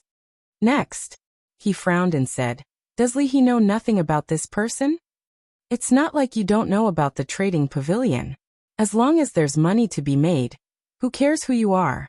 However, Li He did mention that when this person went to purchase medicinal ingredients in the past, he would always refer to himself as Mr. Wan. In other words, his surname is Wan. But Fat Lord thinks that this shouldn't be true. Fatso said. Don't make wild guesses before the truth is out. Qin Feiyang said with a smile. Yes. Then Fat Lord will go. If there's any news, Fat Lord will inform you immediately. Fatso got up and said. Qin Feiyang nodded and suddenly said, By the way, go and find out if there's any dragon blood in the Central Divine Kingdom. Dragon blood? Fatso was stunned and said, No problem. After saying that, he opened the portal and left.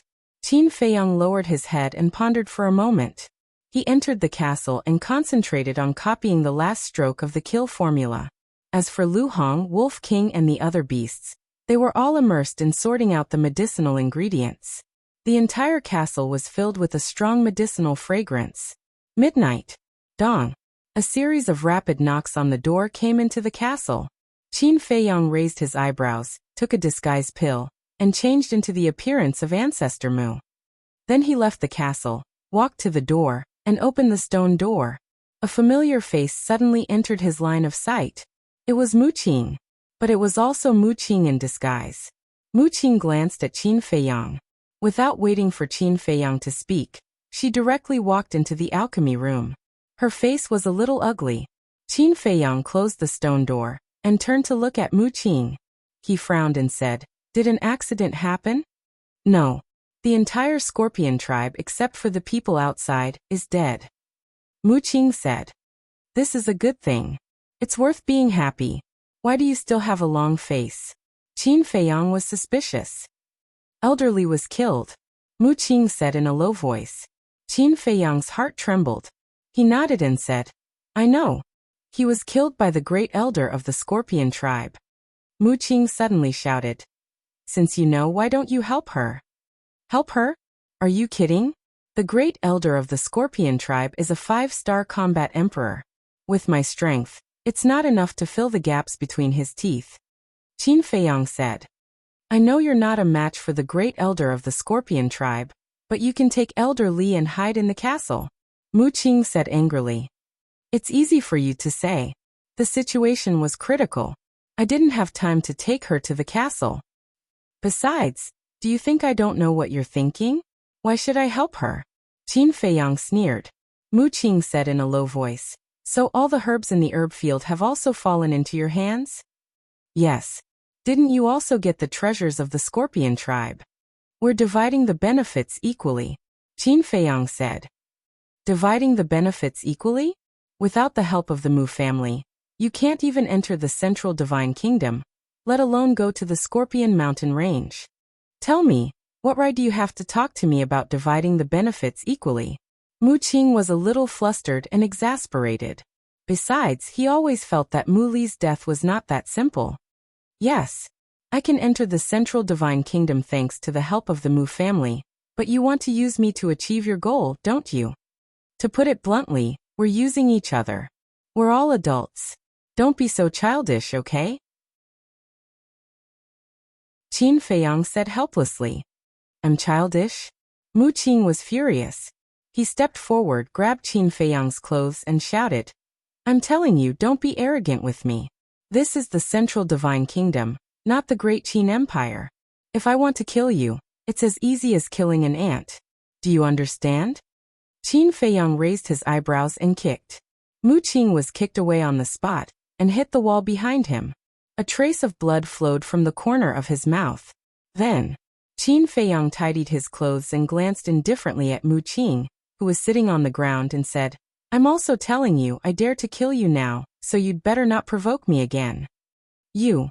Mu Qing was furious, but looking at Qin Feiyang's calm expression, he couldn't help but feel a chill in his heart. There was a kind of person in the world. The more calm he appeared, the more terrifying he was. And Qin Feiyang was this kind of person. He suppressed his anger, got up, and said, Then tell me, did you deliberately set up Elder Li's death?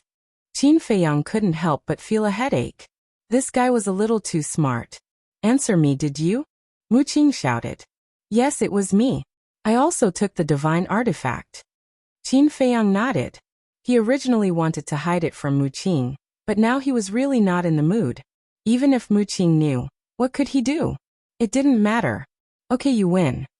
Mu Qing gritted his teeth and glared at Qin Feiyang, then turned around and rushed out of the door. Naive.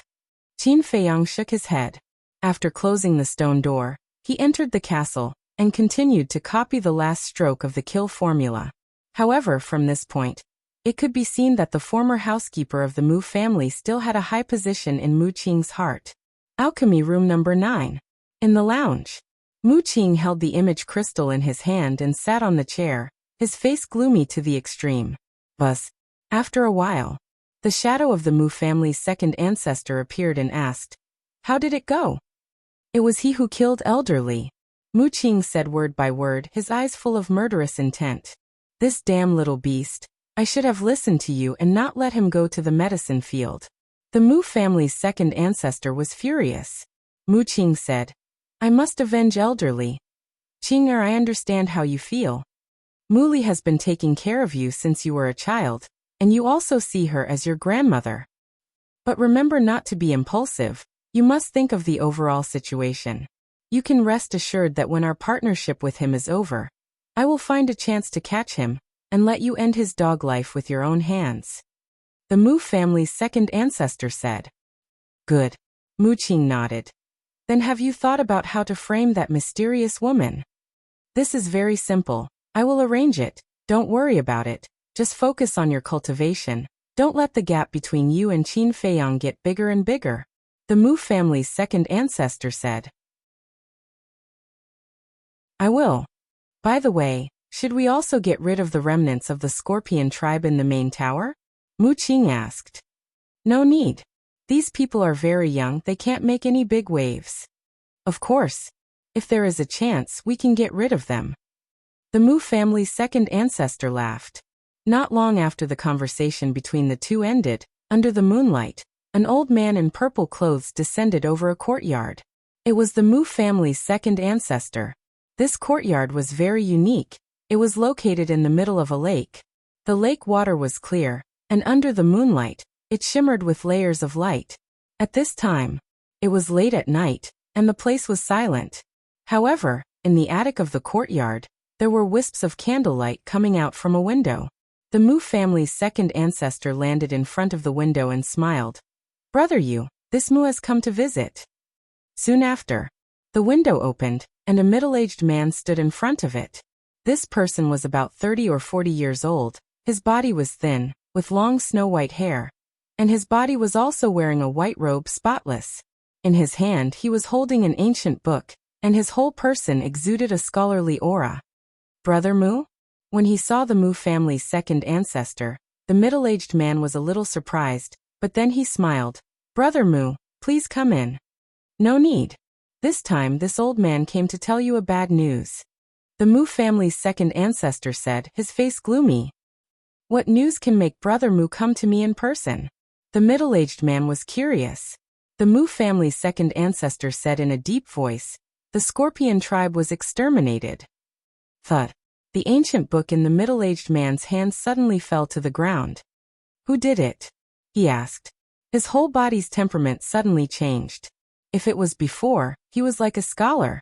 But at this moment he was like the incarnation of a sharp sword, exuding a shocking sharpness. A woman. The Mu family's second ancestor waved his hand, and his battle chi surged, condensing the shadow of the mysterious madam. The middle-aged man raised his eyebrows and said, "Isn't she the one who helped Qin Feiyang time and time again?" Yes. Not long ago, a clansman of the Mu family was looking for medicinal herbs near the Scorpion Mountain range. Suddenly, he heard the sound of fighting in the Scorpion tribe, so he quietly sneaked over. At that time, he saw with his own eyes that this woman ruthlessly slaughtered the entire Scorpion tribe. When this old man learned of this, he was extremely shocked and immediately went to check in person, and sure enough, no one was alive.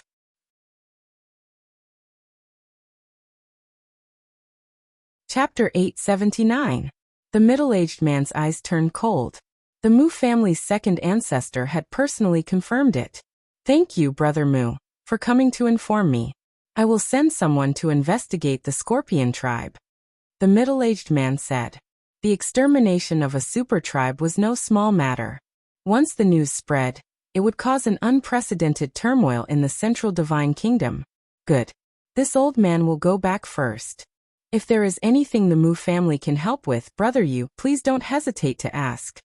Although my Mu family is not a native of the Forgotten Continent, we will not tolerate this kind of crazy criminal. The Mu family's second ancestor's words were powerful and righteous. The middle-aged man didn't know the truth, otherwise he would have laughed in his heart. The middle-aged man cupped his hands and smiled. "Thank you, then I won't send you off. Goodbye." The Mu family's second ancestor also cupped his hands and said a few words. He then turned around and opened the portal, quickly leaving. Who is this mysterious woman? And why did she want to exterminate the Scorpion tribe? After the portal disappeared, the middle-aged man lowered his head, his brows tightly knitted together. "Gongsun-bei, quickly come see me." A moment later, he looked at the dark void outside the window and shouted. In less than 10 breaths, a graceful young man in purple holding a jade flute flashed through the night sky like lightning and landed in front of the middle-aged man. "Greetings, Chief Tower Master." The young man in purple bowed, but there was a cynical smile on his face. That's right. This elegant middle-aged man was the ruler of the Forgotten Continent, the Chief Tower Master. It could even be said that he was the ruler of the Forgotten Continent. The Chief Tower Master said, "Go to the Scorpion tribe immediately." Gongsun-bei was confused. "Why are you going to the Scorpion tribe so late at night?" "Just now, the Mu family's second ancestor came to find me and told me that the Scorpion tribe was exterminated," the Chief Tower Master said in a deep voice. "What?" Gongsun-bei's expression changed. "Who did it?" According to the Mu family's second ancestor, it was the mysterious woman who repeatedly helped Qin Feiyang, the Chief Tower Master said. "This?" Gongsun-bei raised his eyebrows. "Sir, there is something I don't know if I should say." "Speak your mind." The Chief Tower Master looked at him suspiciously. Although the Mu family has been in our Forgotten Continent for many years, they are still outsiders. Furthermore, none of us know their true origins. Thus, you can't completely trust their words. Gongsun-bei said. Chief Pagoda Master said with a frown. "You mean? No. Sir, please don't misunderstand. I'm not saying this because I'm suspecting that the Scorpion tribe was destroyed by the Mujia. I'm just reminding you to guard against them in the future." Gongsun-bei hurriedly waved his hands. Chief Pagoda Master pondered for a moment, then nodded and said, "All right, I will remember it. Hurry up and go." Gongsun-bei opened a portal, but then he thought of something and asked, "If the Scorpion tribe is really annihilated, should we seal the news?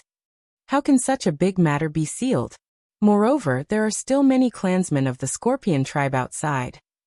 The Chief Pagoda Master smiled bitterly. "I understand." Gongsun-bei nodded, then turned and stepped into the portal, quickly disappearing. "Qin Feiyang. Just who are you? Why are all the things that have happened recently related to you?" Chief Pagoda Master looked up at the waning moon in the sky and muttered to himself. For a moment his mind was in a mess. Time flew by. Early morning. The sun rose full of vigor. Everything in the world that had slept for a night gradually woke up at this moment. "Have you heard? The Scorpion tribe was annihilated." "What? How is this possible?" It's true. Before the sun rose, I heard that the Scorpion tribe was annihilated. At first, I didn't believe it either, but when I went to the Scorpion mountain range myself, I was completely shocked.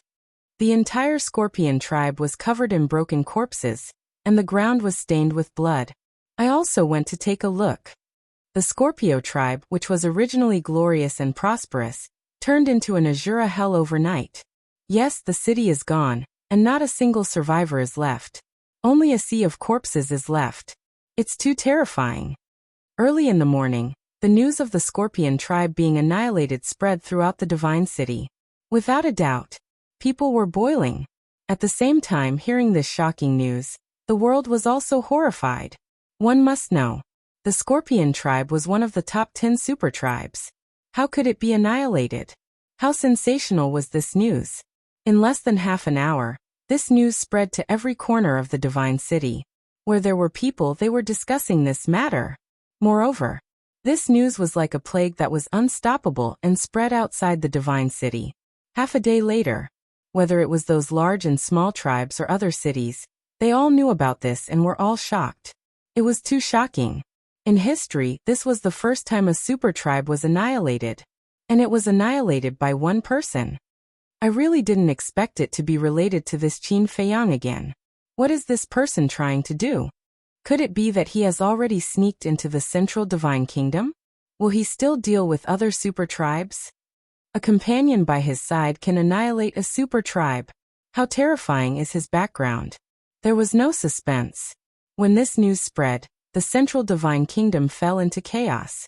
Everyone was in danger, especially the other 9 super tribes.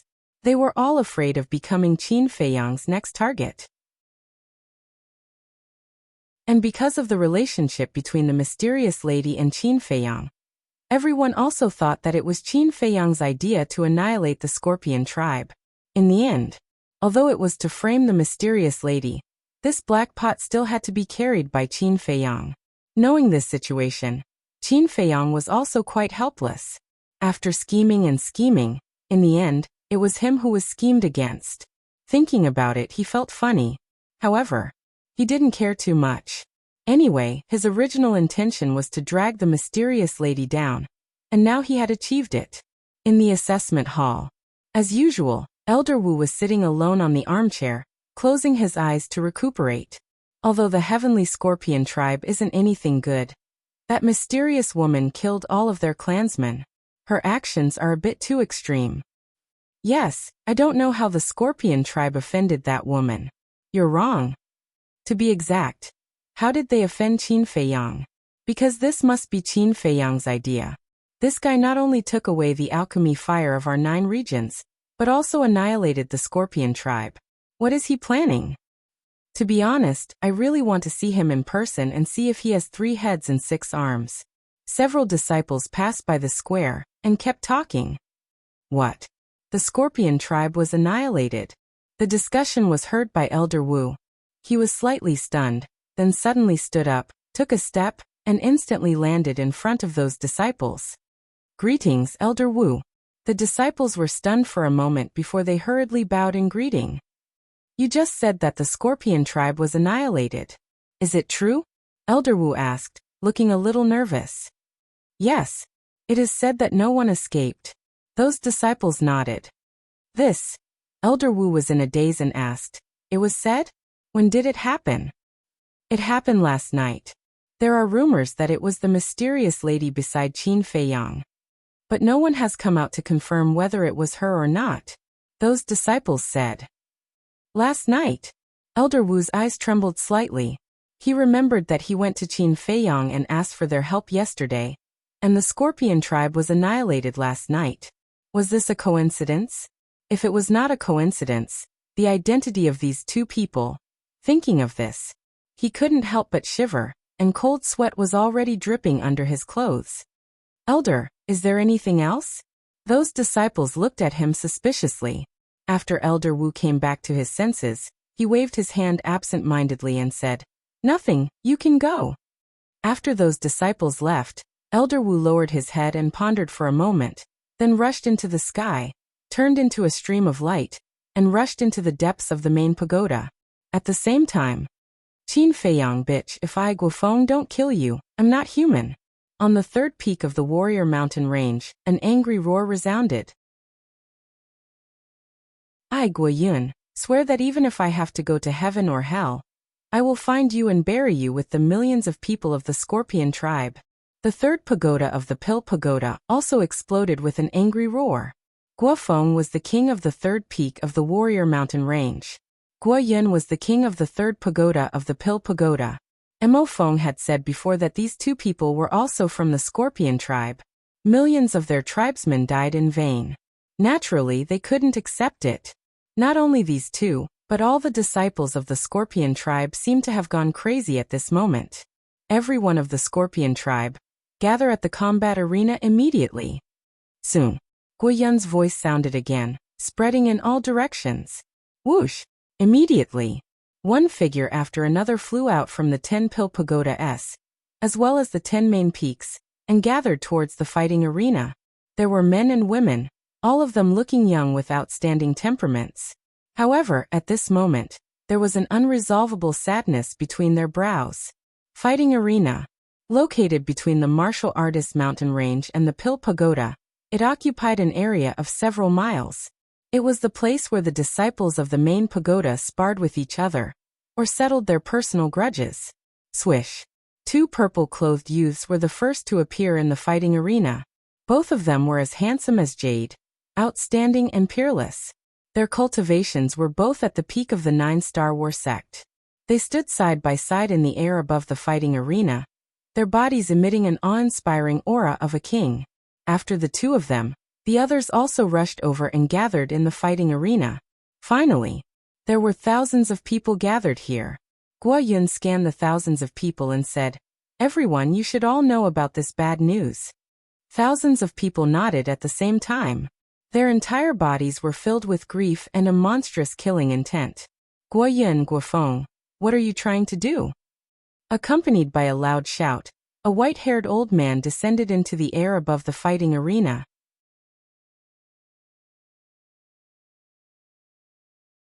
Chapter 880. The old man was Elder Wu. He happened to pass by and saw Guoyun and Guofeng gathering the disciples of the Scorpion tribe. He realized that something was wrong and hurried to stop them. Guoyun and Guofeng turned to look at Elder Wu. "Elder, we don't want to do anything. We just want to go back and collect the corpses of our people. Yes, they are our closest relatives. Our parents are also here. We can't just let their corpses be exposed in the wilderness." Their eyes were bloodshot, and they were practically roaring out these words. Elder Wu glanced at the two, then at the thousands of Scorpion tribe members below. In the end, he retracted his pressure and waved his hand. "Go, but remember, don't do anything rash." "Thank you, Elder." The thousands of people bowed in unison, then opened the portals and stepped in one after another. Sigh. Elder Wu sighed deeply as he stared at the departing figures before he continued to head deeper into the forest. There were some things he had to understand. A moment later, he entered the sacred land and landed in front of the Chief Tower Master's courtyard. He bowed and said, "Wu Daping requests an audience with the Chief Tower Master." "Come in." A calm voice could be heard coming from the pagoda. Elder Wu pushed the door open and strode into the pavilion. In the guest hall, the Chief Tower Master leaned back in his chair with his eyes closed. There was a trace of worry between his brows. "Greetings, Lord." Elder Wu walked to the Chief Tower Master and bowed. "Is there something you need from me?" the Chief Tower Master asked without opening his eyes. "I just heard that the Scorpion tribe was wiped out last night. The culprit was the mysterious woman by Qin Feiyang's side. Is this true?" Elder Wu asked respectfully. The Chief Tower Master was silent for a while before saying, "I can't be sure about this." Elder Wu was suspicious. When the incident happened last night, only the Mu family was present. However, I don't dare to fully believe the Mu family's words, so we still need to investigate, the Chief Tower Master said. The Mu family? Elder Wu was stunned and frowned. Since the Mu family happened to be at the Scorpion tribe, why didn't they help? That mysterious woman is very powerful. Would ordinary people dare to stop her? However, I have already asked Gong Sunbei to search the Sky Scorpion mountain range carefully to see if there are any other witnesses. That's not right. Why are you so concerned about this? Could it be that you have some kind of relationship with the Scorpion tribe? Chief Tower Master asked suspiciously. We do have some friendship, but it has nothing to do with that. I just want to find out if the rumors outside are true or false. Elder Wu said. Chief Pagoda Master nodded and waved his hand. If there is nothing else, you may leave. Yes. Elder Wu replied respectfully before he turned around and left. Not long after Elder Wu left, a purple-clothed youth appeared in front of the Chief Pagoda Master. It was Gong Sunbei. How's the investigation going? The Chief Tower Master finally opened his eyes. His eyes flickered with anticipation. I've searched the area within a radius of several hundred miles. There's not a single survivor. Gong Sunbei shook his head. What about the ferocious beast? I remember that the ferocious beasts of the Sky Scorpion mountain range are all very strong. There are even saint beasts. Their intelligence won't be lower than ours. Have you asked them? The Chief Tower Master frowned. Of course I thought of this, but let alone a ferocious beast, there wasn't even a bug. Even the ferocious beasts outside the Scorpion mountain range were all killed. In short, there's nothing. Gong Sunbei sighed. The Chief Pagoda Master frowned. No. Suddenly. He stood up with a trace of surprise in his eyes. What's wrong? Gong Sunbei was surprised. There's only one reason to kill all these ferocious beasts. That's to hide something. If the Scorpion tribe was really destroyed by that mysterious woman, is there a need for her to hide? Although I haven't seen this woman, it's not difficult to judge from her actions in the 9 regions that she's a very arrogant person. I don't think she would do something so unnecessary. The Chief Pagoda Master analyzed. This, Gong Sunbei pondered for a while and said, maybe she has some secret conspiracy that she doesn't want people to know. The Chief Pagoda Master thought about it carefully and nodded. It's not impossible. Then, he looked up at Gong Sunbei and said, we can't take this matter lightly. While looking for that mysterious woman, we must also pay attention to the Mu family's movements. My lord, are you beginning to suspect the Mu family? Gong Sunbei asked. Not suspect, but to guard against the unexpected. After all, you're right. They're just outsiders, and they're so mysterious. Now that such a big thing has happened, we have to guard against them. In addition, to make things easier for you, from this moment on, all the divine envoys of our Pill Pagoda will be under your command.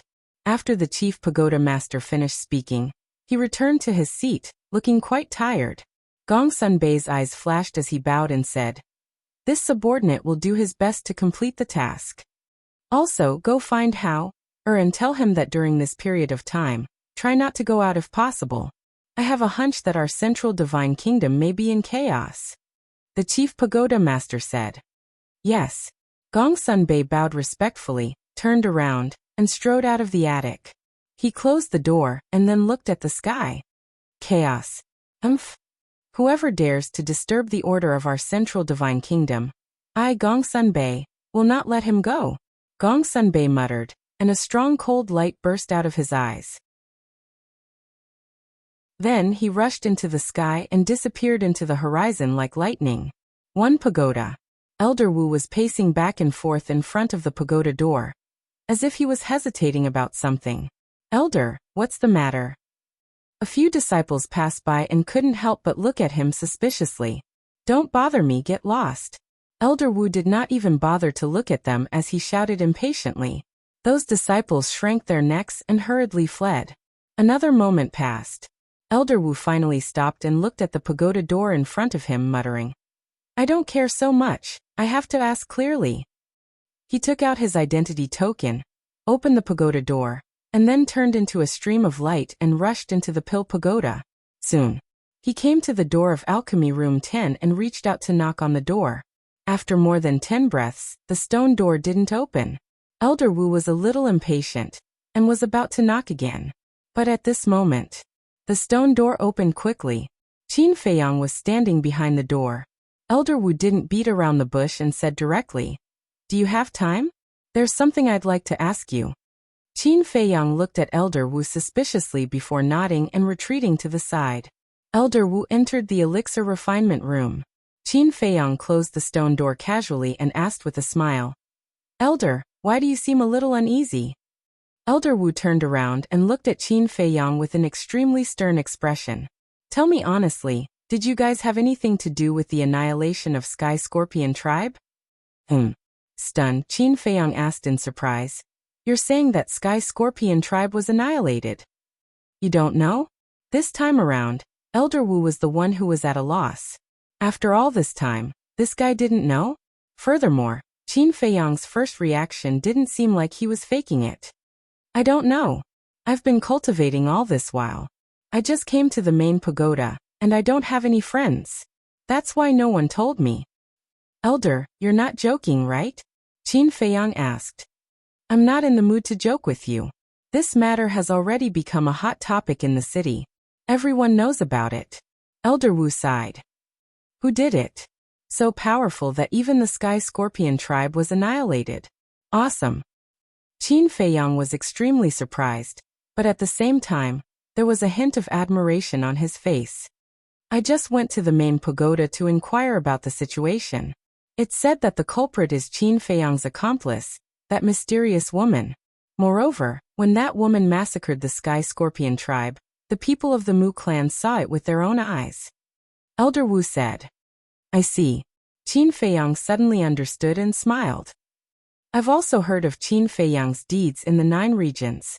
He's indeed a lawless lord. Has anyone ever praised themselves? If Mu Qing was here, she would definitely despise him. You can still laugh." Elder Wu rolled his eyes at him and said, "To be honest, before this, I've been suspecting you and Qin Dai." "This?" Qin Feiyang was stunned and hurriedly said, "Elder, you can't say such things. You can't blame me for this. After all, I just came to ask for your help yesterday, and the Sky Scorpion tribe was annihilated at night. If it were someone else, they would also suspect you. However, now I can be sure that this matter has nothing to do with you." Elder Wu chuckled and finally breathed a sigh of relief. Qin Feiyang smiled and said, "Elder is wise. Don't flatter me. Listen to my advice. No matter what relationship you have with Willow Divine Representative, you'd better be honest in the main pagoda in the future." Elder Wu said with a serious expression. "I will remember." Qin Feiyang nodded. Elder Wu smiled and said, "Then I'll take my leave first.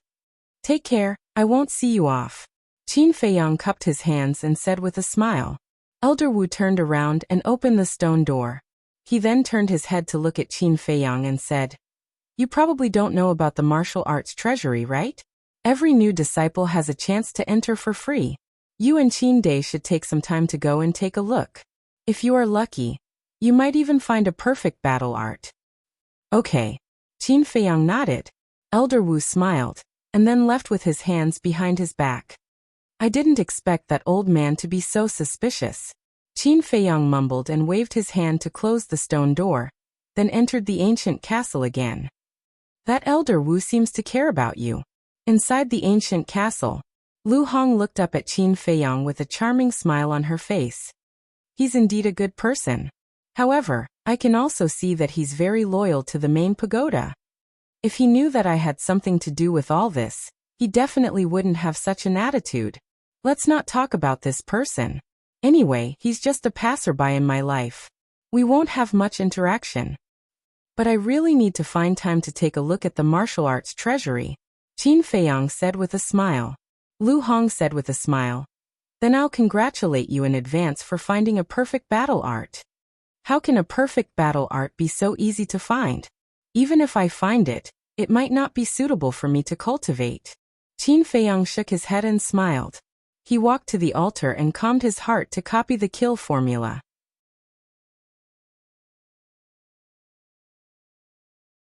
Chapter 881. Just a month after Qin Feiyang went into seclusion, Li He finally announced the auction of the Juku Yellow Dragon Pill. The name Juku Yellow Dragon Pill was very unfamiliar in the Central Divine Kingdom, so everyone was very confused. What kind of pill was this? But when Li He announced the effect of the Juku Yellow Dragon Pill, there was no suspense and people were excited again. Even the extermination of the Scorpion tribe was temporarily suppressed by this matter. Everyone knew that warriors, martial artists could use the red fireglass pill to increase their realm. But the war emperor and war king needed to cultivate by themselves, and there was no shortcut. So, the appearance of the Juku yellow dragon pill completely broke the world's understanding of pills. So, there were also people who voiced their doubts. But when Li He said that he had already found someone to test the Juku yellow dragon pill, there were no more doubts. Because the trading pavilion would not lie. Since Li He said it was possible, then it must be possible. On the day of the auction, all the major tribes and disciples of the main tower rushed into the trading pavilion in the North City. The 4 major districts of the Divine City were originally very prosperous. But now the North City was more than many times more prosperous than the other 3 districts. Every street was basically packed to the brim. And the stewards of the trading pavilion in the other 3 districts, after hearing this news, immediately sent a message to Li He, asking him the source of the Juku yellow dragon pill. Of course, Fu Anshan was also included. But in the face of their inquiry, Li He did not say anything. This caused the 3 stewards to become anxious. The effect of the Juku yellow dragon pill was really too amazing. If they did not quickly think of a solution, the position of deputy pavilion master would probably be Li He. Because, when the pavilion master was selecting a deputy pavilion master, the first thing he looked at was whether or not he could bring more benefits to the trading pavilion.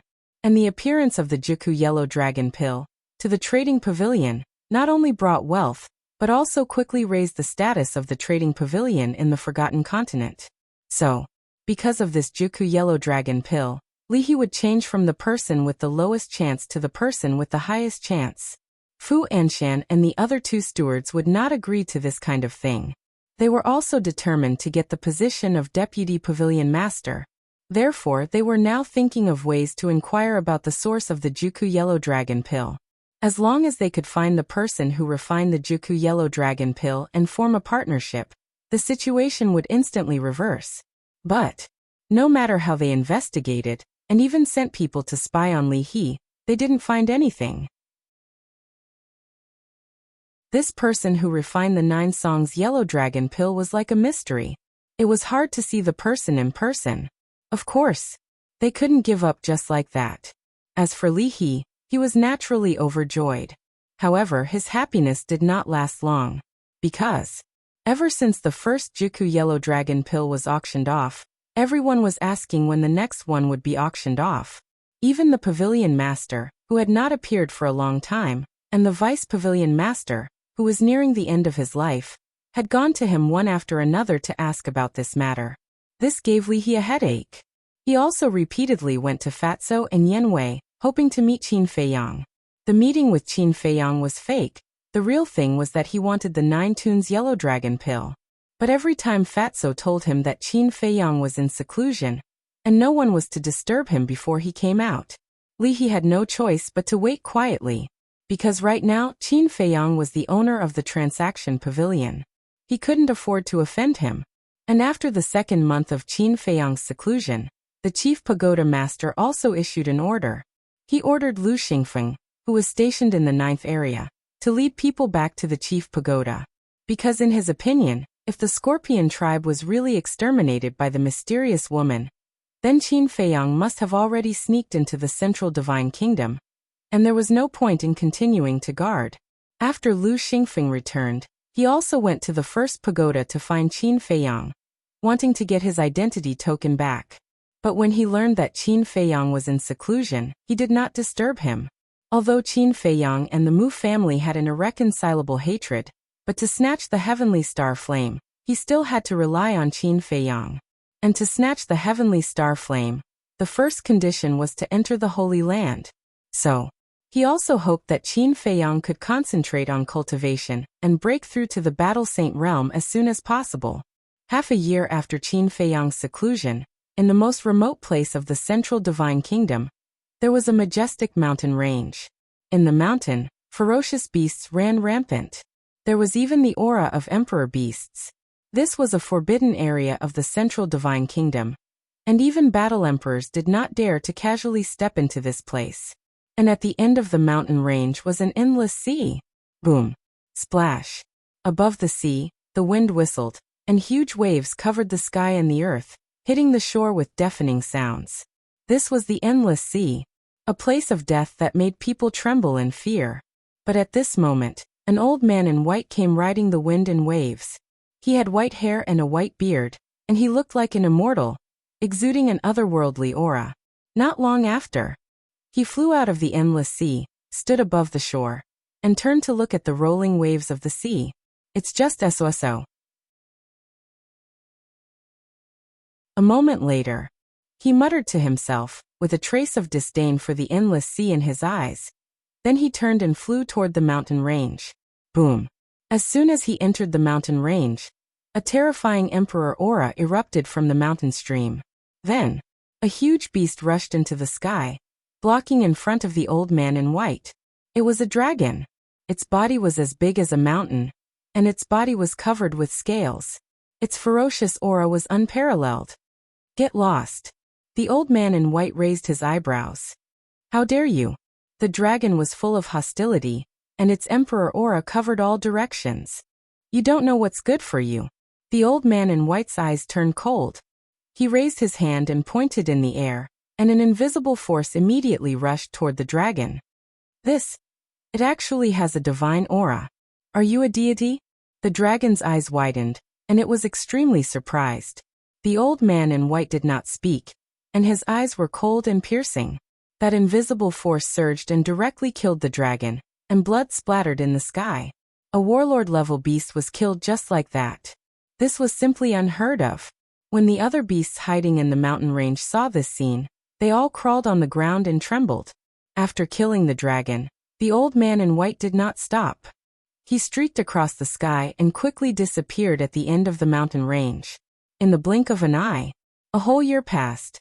In the ancient castle, early in the morning, Qin Feiyang, who was concentrating on copying the kill word technique, trembled his arm, and the last stroke blossomed with a resplendent blood light, dyeing the entire castle. At the same time, a powerful aura rushed out from Qin Feiyang's body. His aura soared crazily. In the blink of an eye, his cultivation had broken through the shackles and reached the 9-star War Master. Finally done? Lu Hong, Wolf King, and the other beasts all opened their eyes at the same time and looked at Qin Feiyang. In this year's time, Qin Feiyang had only done 2 things. Refining battle chi pills. Copying the kill word technique.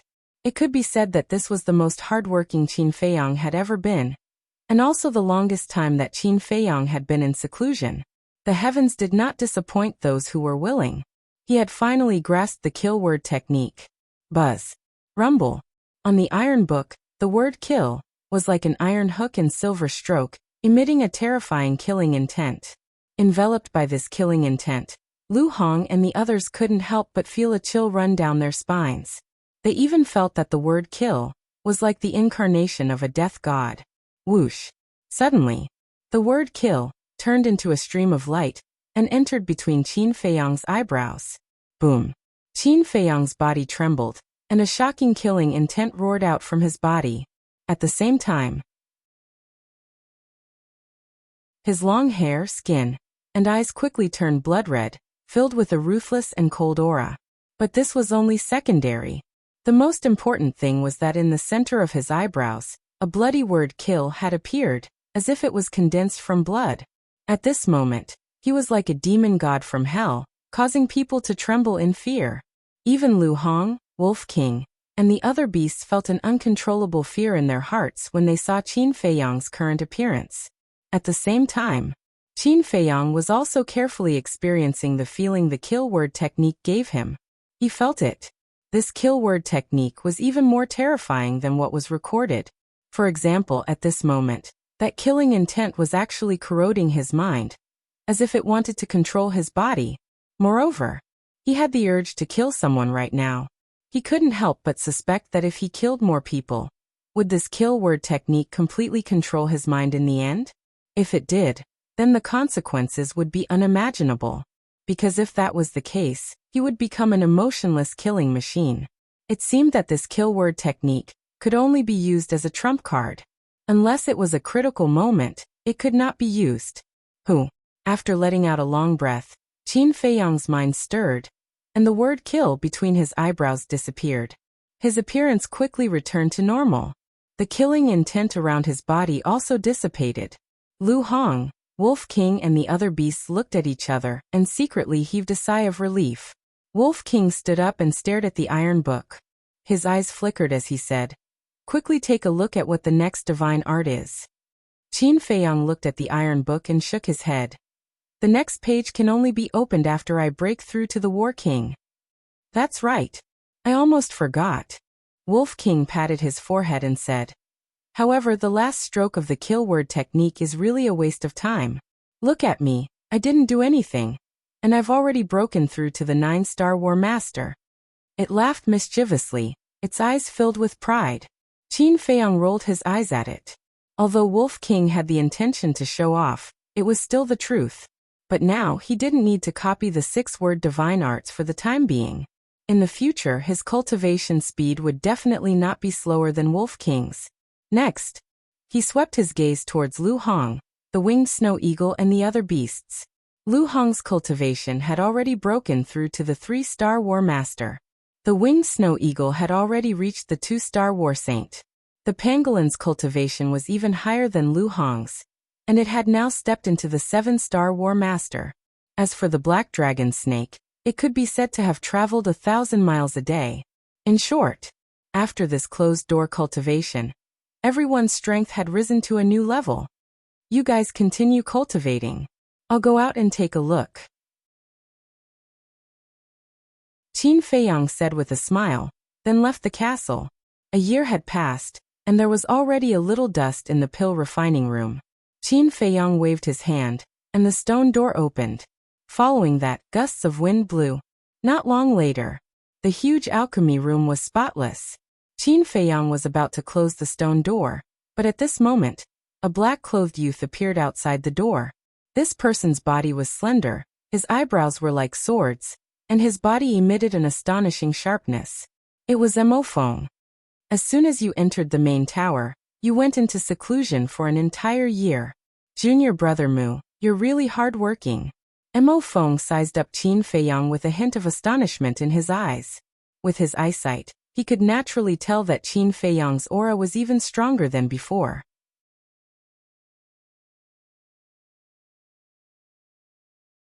Chapter 882. There's nothing I can do about it. The main pagoda is filled with talents and experts. With my talent, if I don't work hard, I will be eliminated sooner or later. Qin Feiyang smiled faintly. Mo Feng walked into the alchemy room and said, "Junior brother Mu, there's no need to be so polite. With Junior brother Mu's current strength, you are already strong enough to dominate the disciples." "Dominate? I'm afraid you're still far from it." Qin Feiyang shook his head and sighed, and asked suspiciously, "I wonder why senior brother Mo is looking for me?" "It's nothing important. It's just that a while ago, senior brother Pei wanted to invite you to the Dragon Phoenix house for a drink. Seeing that you have been in seclusion, he didn't want to disturb you." Mo Feng said, "Look at my memory, I actually forgot about this. Senior brother Mo, please help me tell senior brother Pei that we're really sorry." Qin Feiyang said, "Senior brother Pei knew that you were in seclusion and didn't say anything, but now that you're out, you should have time, right?" Mo Feng smiled. Yes. Qin Feiyang nodded repeatedly. Mo Feng said, "Then how about we go to the Dragon Phoenix house tomorrow?" This, Qin Feiyang hesitated for a moment, then nodded and smiled. Sure. Actually, he was not interested in the Dragon Phoenix house at all. However, the other party had invited him repeatedly, and if he still refused, then he would not know how to be a human being. Moreover, Pei was the king of the One Tower, and also a member of the Divine Python tribe.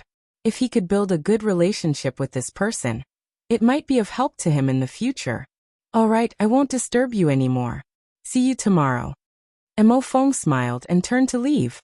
Qin Feiyang walked to the door, watched Mo Feng leave, then closed the stone door and took out the image crystal. Buzz. A moment later, Fatso's shadow appeared. After sizing up Fatso for a moment, Qin Feiyang asked in surprise, You've also broken through the 9-star War Master? Of course, Fatso said proudly. That's not right. Aren't you investigating? Why do you still have time to cultivate? Qin Feiyang was suspicious. Even if we want to investigate, that person has to show up first. But in the past year, that person has not appeared even once. Fatso said. This Qin Feiyang frowned. I asked Li He as well. In the past, this person would come once every half a year. But now he hasn't come for an entire year. Fat Lord feels like, at this point, Fatty's brows furrowed into a knot. Feel what? Qin Feiyang asked. Something doesn't feel right. Do you think this person knows that we're investigating him? Fatso said. Impossible. Qin Feiyang shook his head resolutely. They were the only ones who knew about it. Furthermore, Li He would never leak the news, so how could the other party know? Fat Lord was also thinking that it was impossible. But after thinking about it carefully, Fat Lord felt that it was not impossible. Fatso pondered. What do you mean? Qin Feiyang asked. Think about it. If this person knows that we're in the Central Divine Kingdom, and that we're in disguise, what will he do? He must be afraid of being investigated by us, so he won't come to buy herbs anymore. Fatso guessed. Why don't you just say that it's the Mu family? Why are you beating around the bush? Qin Feiyang rolled his eyes at him. Because only the Mu family knew that they had entered the Central Divine Kingdom. Fat Lord is getting more and more convinced that the Mu family is the descendants of Mu Tianyang. Fatso said. Let's continue to wait. If this person doesn't appear after a while, we can target the Mu family. Qin Feiyang pondered for a while and said. Okay. Fatso nodded. Qin Feiyang said. Did anything else happen during this time? No. Fatso shook his head and said. If you want to talk about it, there's a man named Gong Sun Bei in the Central Tower. He's looking for the whereabouts of the mysterious lady. Of course, he's also looking for you. That's not important. Qin Feiyang smiled faintly. By the way, the remnants of the Scorpion tribe are also looking for you like crazy. And Li He, I haven't seen you for a year. That old man is going crazy now. Fatso smiled. Qin Feiyang shook his head and laughed. Then come here now. I'll give you a few Juku yellow dragon pills. Okay. Fatso smiled and opened a portal, directly appearing next to Qin Feiyang.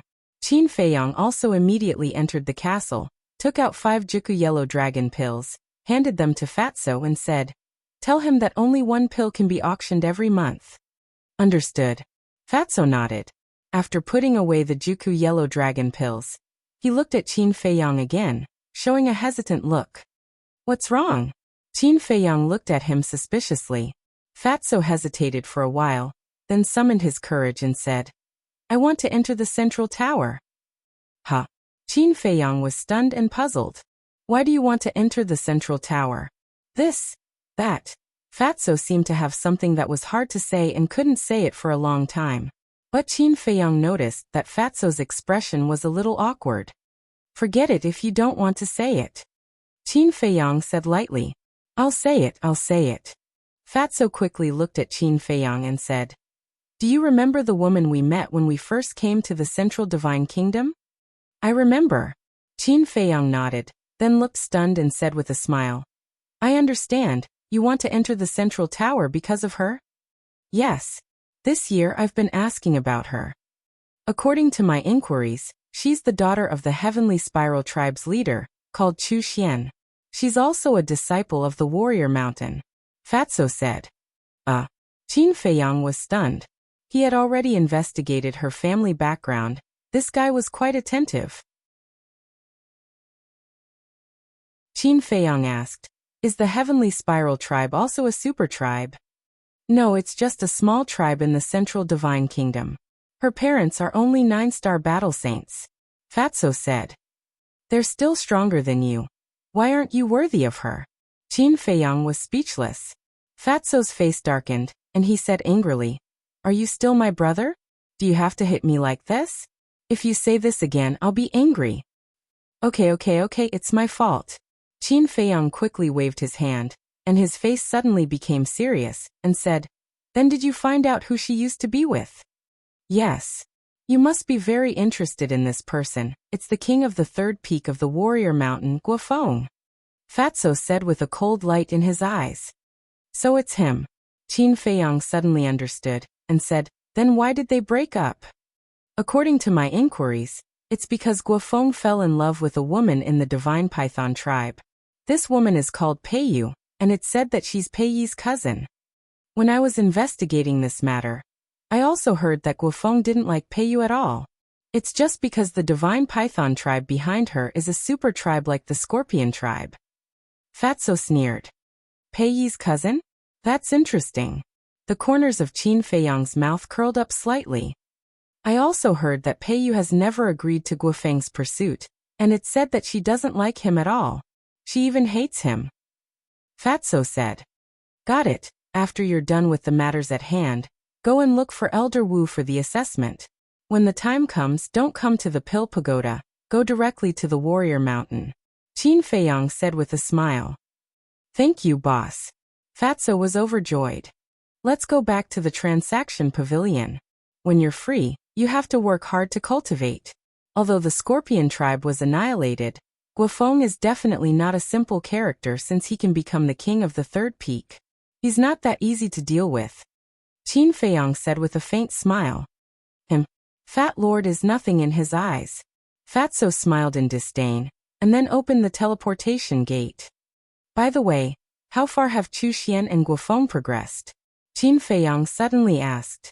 If they had already developed to the point of intimate contact, he would persuade Fatso to let go. Don't worry about that. She's not the kind of woman who would mess around. She's still chaste even now. Fatso chuckled. Qin Feiyang nodded and waved his hand. Go. After Fatso left, Qin Feiyang felt a headache coming on. Fatso's current talent was definitely top-notch. After all, he had opened the door of potential. In terms of that alone, he was more than enough to be a good match for Chu Xian. However, his physique was the only thing that no one dared to compliment. It seemed that Fatso would have to put in a lot of effort to win Chu Xian's heart. Of course. As a brother, he definitely wouldn't stand by and watch. But in the end, whether the two of them could be together or not would still depend on fate. North City, Transaction Pavilion. In the lounge, Li He sat in front of the desk weakly, his old face full of worry. Swoosh. Suddenly, a beautiful white figure appeared out of thin air. It was Li He's granddaughter, Li Yin. Grandpa, you can't be like this.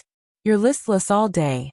If the pavilion master sees you, he'll definitely be angry. Li Yin walked to the desk and lowered her head to look at Li He. Her white forehead wrinkled slightly.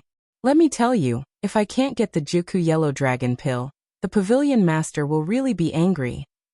Li He said weakly. Li Yin said helplessly. You can't be anxious. I went to the first pagoda to inquire. This person is indeed in seclusion. Seclusion. He has been in seclusion for a year. Isn't that enough? This little bastard, it's too torturous. Li He slammed his palm on the desk, blowing his beard and glaring at him. He was on the verge of exploding. Looking at the current Li He, Li Yan's beautiful eyes flickered. She couldn't bear it and said, Why don't I go find him? Don't. He's now the little ancestor of our transaction pavilion. We can't afford to offend him. Li He said, his heart full of grievances. Although he wasn't some big shot, he was still a war king. How could he be so easily taken advantage of by a brat who had just arrived at the central divine kingdom? Where was the heavens? My boss isn't as old as you say. He can't afford to be the ancestor of your transaction pavilion. At this moment, a teasing voice sounded from outside the door, and then Fatso pushed the door open and entered. What do you mean? Back then, you guys agreed to cooperate with my grandfather. Now that my grandfather wants a Juku Yellow Dragon pill, I have to beg him. Isn't it a bit too much?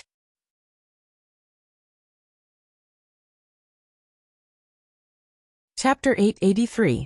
I'm a little angry that you said that. As Fatso spoke, he took out a Juku Yellow Dragon pill from his Qiankuan bag, and waved it in front of them. Seeing the Juku Yellow Dragon pill, Li He immediately perked up. He got up and rushed to Fatso in a hurry, reaching out to grab it. Wait! Fatso shook his hand and quickly dodged. What's wrong? Li He was puzzled, his eyes full of desire. Fatso shook his head and sighed. Your granddaughter's previous attitude made me very dissatisfied. Yener, apologize. Li He immediately looked at Li Yan and said, I apologize? Li Yan was stunned and glared at Li He angrily. Why? They are in the wrong. Can't I say it? Oh, Li He hurriedly ran to Li Yan and whispered, Yes, you're not wrong. But for Grandpa's future, you have to compromise. This is a matter of principle. I'm determined not to apologize. Li Yan didn't buy it at all. She turned her head to the side and pouted, very unhappy. This? Li He looked at Li Yan, then at Fatty, his old face filled with helplessness. Fatso couldn't help but laugh. Then he acted very generous and open-minded, saying, Forget it. I'm too lazy to argue with an unruly woman like you. Take it. Then he threw the Juku yellow dragon pill to Li He. Thank you. Li He grabbed the pill and thanked him repeatedly. Then he lowered his head and looked at the Juku yellow dragon pill, his eyes shining. However, Li Yan didn't accept it. He actually said that she was unruly? Wasn't this just making trouble for no reason? Seeing that the situation was not good, Li He hurriedly put away the pill and persuaded. Yener, can you say a few words less? Grandpa is begging you. Grandpa. Li Yan raised her eyebrows and looked at Li He. What's wrong? Li He asked. Li Yan said, I found that you've changed. You've become a little spineless. Li He's face darkened and he said angrily, Go away. How can you talk to Grandpa like that? You're rude. That's right. Li Yan snorted through her nose. To be despised by his own granddaughter, Li He felt bitter in his heart. Dong. But at this moment, there was a knock on the door. Li He sorted out his emotions, put away the Juku yellow dragon pill, and returned to his seat saying, Come in. Li Yan and Fatso also stood behind Li He. Fatso came here to work, so he had to act like a professional in front of outsiders. The door was pushed open and a black-clothed guard stood at the door and said respectfully, Sir, Lord Fu Anshan requests an audience. Again? Li He frowned. In this 1 year, who knew how many times Fu Anshan had already come? Every time he came, it was for no other reason than to inquire about the source of the Juku yellow dragon pill. The guard asked, Then will you see him or not? We all work in the transaction pavilion. We see each other all the time. How can I reject you? Let him in. Li He sighed as a wisp of helplessness appeared between his brows. Yes.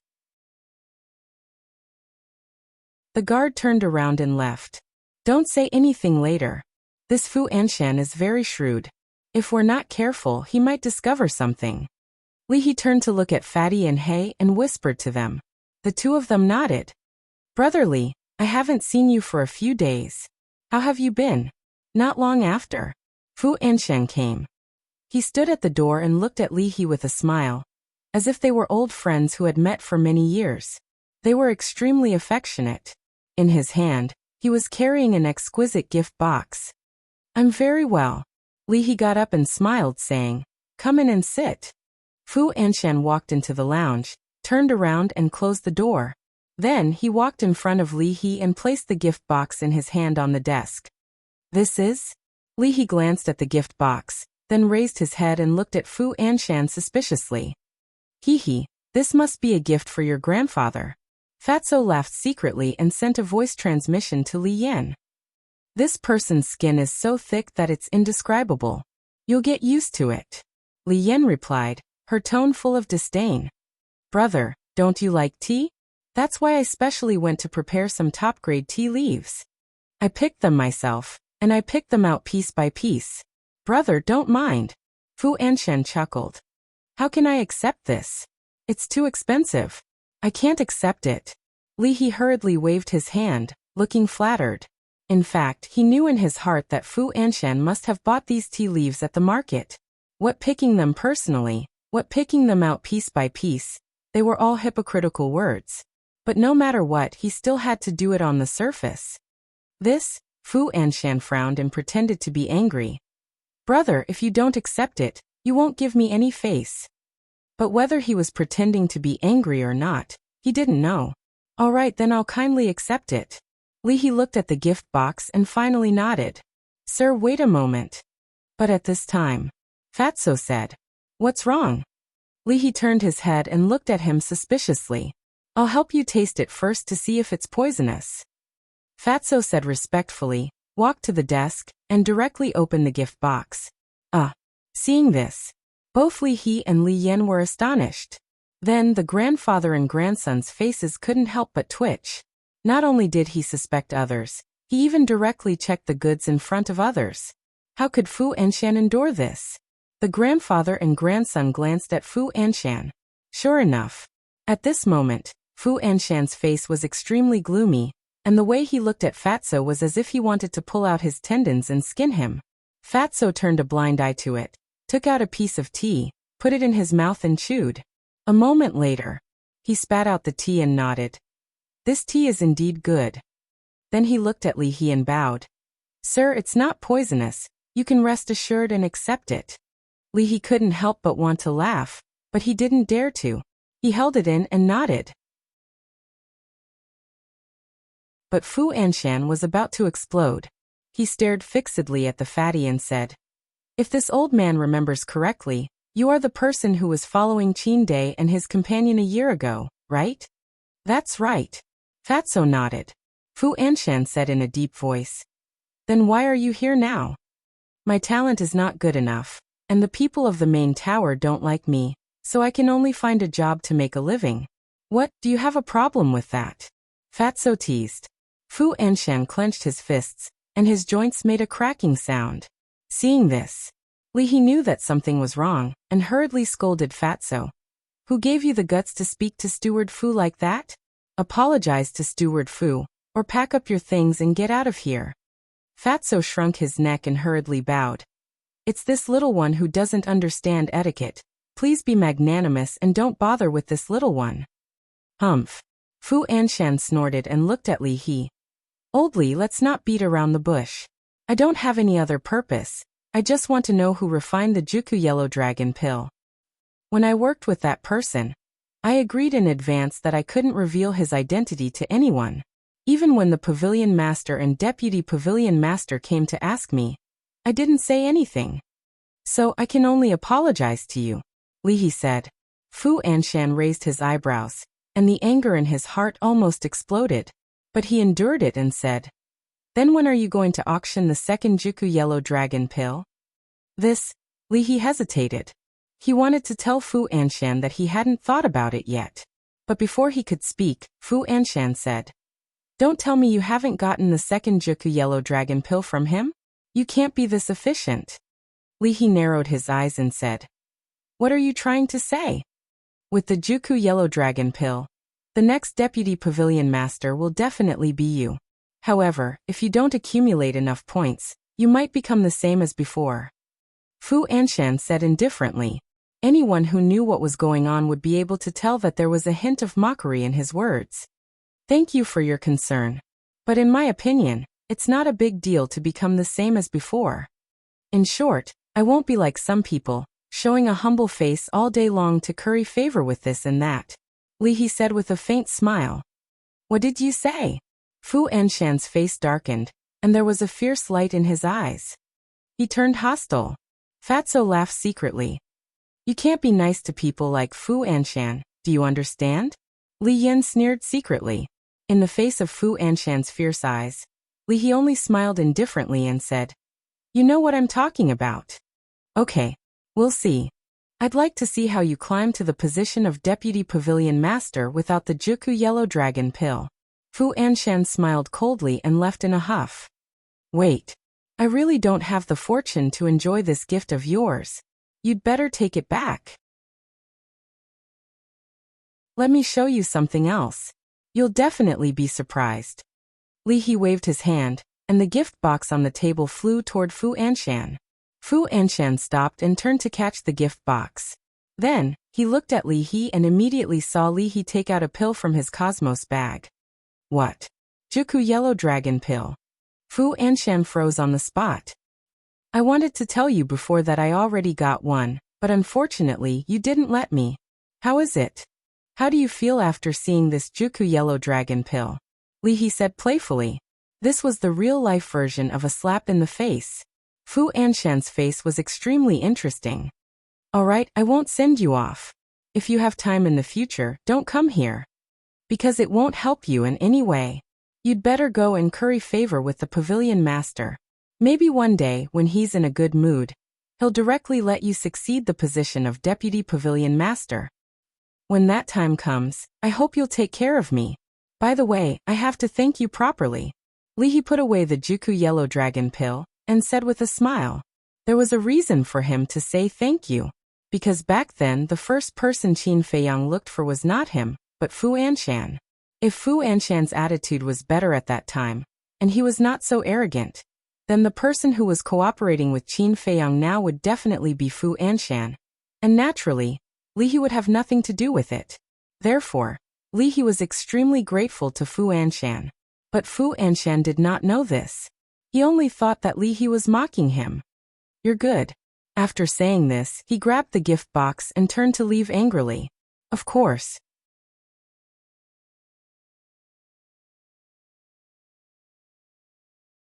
Chapter 884. Haha. Your face slapping is really satisfying.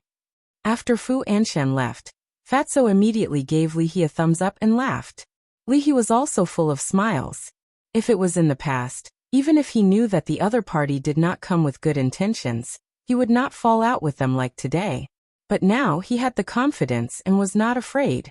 Suddenly, Li He frowned and said, Say, when Fu Anshan sees you working here, will he think that it was you who gave me the 9-chew yellow dragon pill?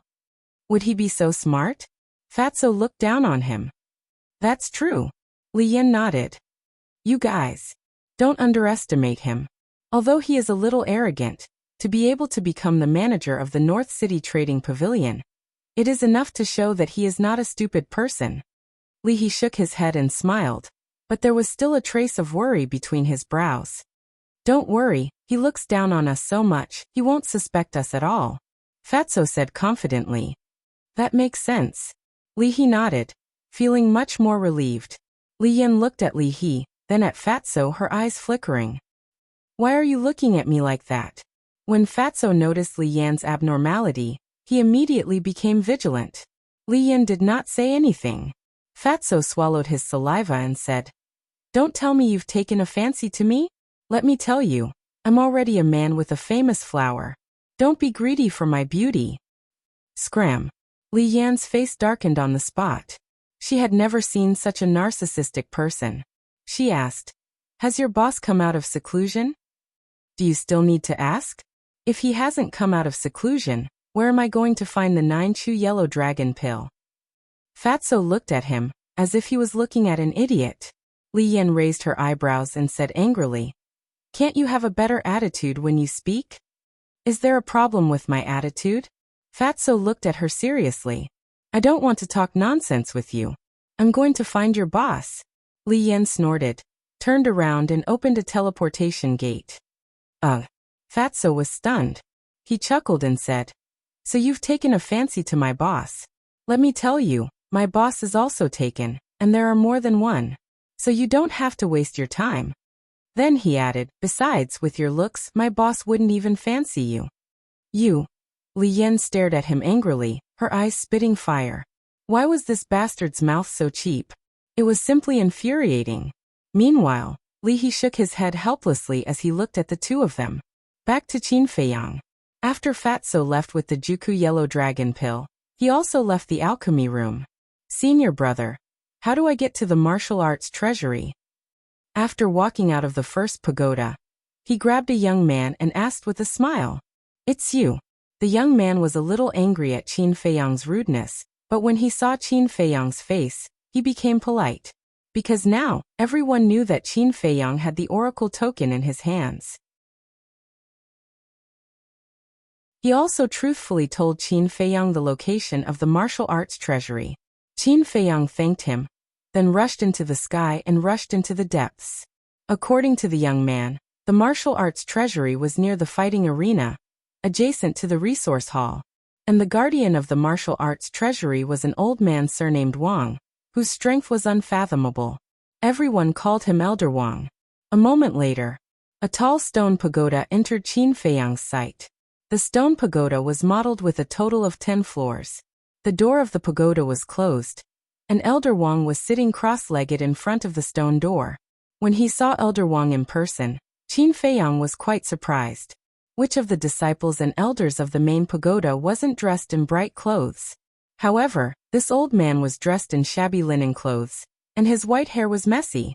Not only did he look ordinary, but he also gave people a sense of sloppiness. Greetings, Elder Wang. In front of the stone pagoda, there was a small square. Qin Feiyang landed on the square, walked in front of Elder Wang and bowed. Although this old man looked ordinary, he didn't dare to underestimate him in the slightest. Because if he was just an ordinary person, why would the main pagoda master let him guard the martial arts treasury? One had to know. No matter where, the martial arts treasury was the most important place. Elder Wang slowly opened his eyes, looked at Qin Feiyang a few times and stretched out his hand. Give me the identity token. His tone was very calm, and his attitude was also very cold. Qin Feiyang took out the identity token and handed it to Elder Wang with both hands. Elder Wang looked at it, then returned it to Qin Feiyang and said, "You only have half an hour." Qin Feiyang nodded. Elder Wang waved his hand, and the stone door behind him slowly opened. Qin Feiyang glanced at Elder Wang, then strode into the stone pagoda. Boom! The stone door also closed. Qin Feiyang turned his head to look at the stone door, then turned back to look at the front. In front of him was a completely sealed stone room, about a few feet in size. The four walls were neatly lined with black shelves. These shelves were not made of iron, but of stone, exuding an ancient aura. On the stone shelves, there were gray stone boxes, many of which were covered with a layer of dust. At this moment, there was a woman standing in front of one of the stone shelves, glancing at the gray stone boxes on the shelf, but her back was facing Qin Feiyang, so he couldn't see her face. Apart from these stone shelves and that woman, there was nothing else, and no one else. It seemed very empty and cold. Qin Feiyang glanced at them one by one, then turned his head to the side. Just beside him, there was a staircase. The staircase was also made of stone, leading to the second floor. But at the entrance of the second floor, there was a closed stone door. Can't I go to the second floor? Qin Feiyang whispered. Yes, you can't go up. At this moment, the woman said without turning her head. Qin Feiyang was stunned, walked to the woman's side and looked at her face. At this moment, he froze.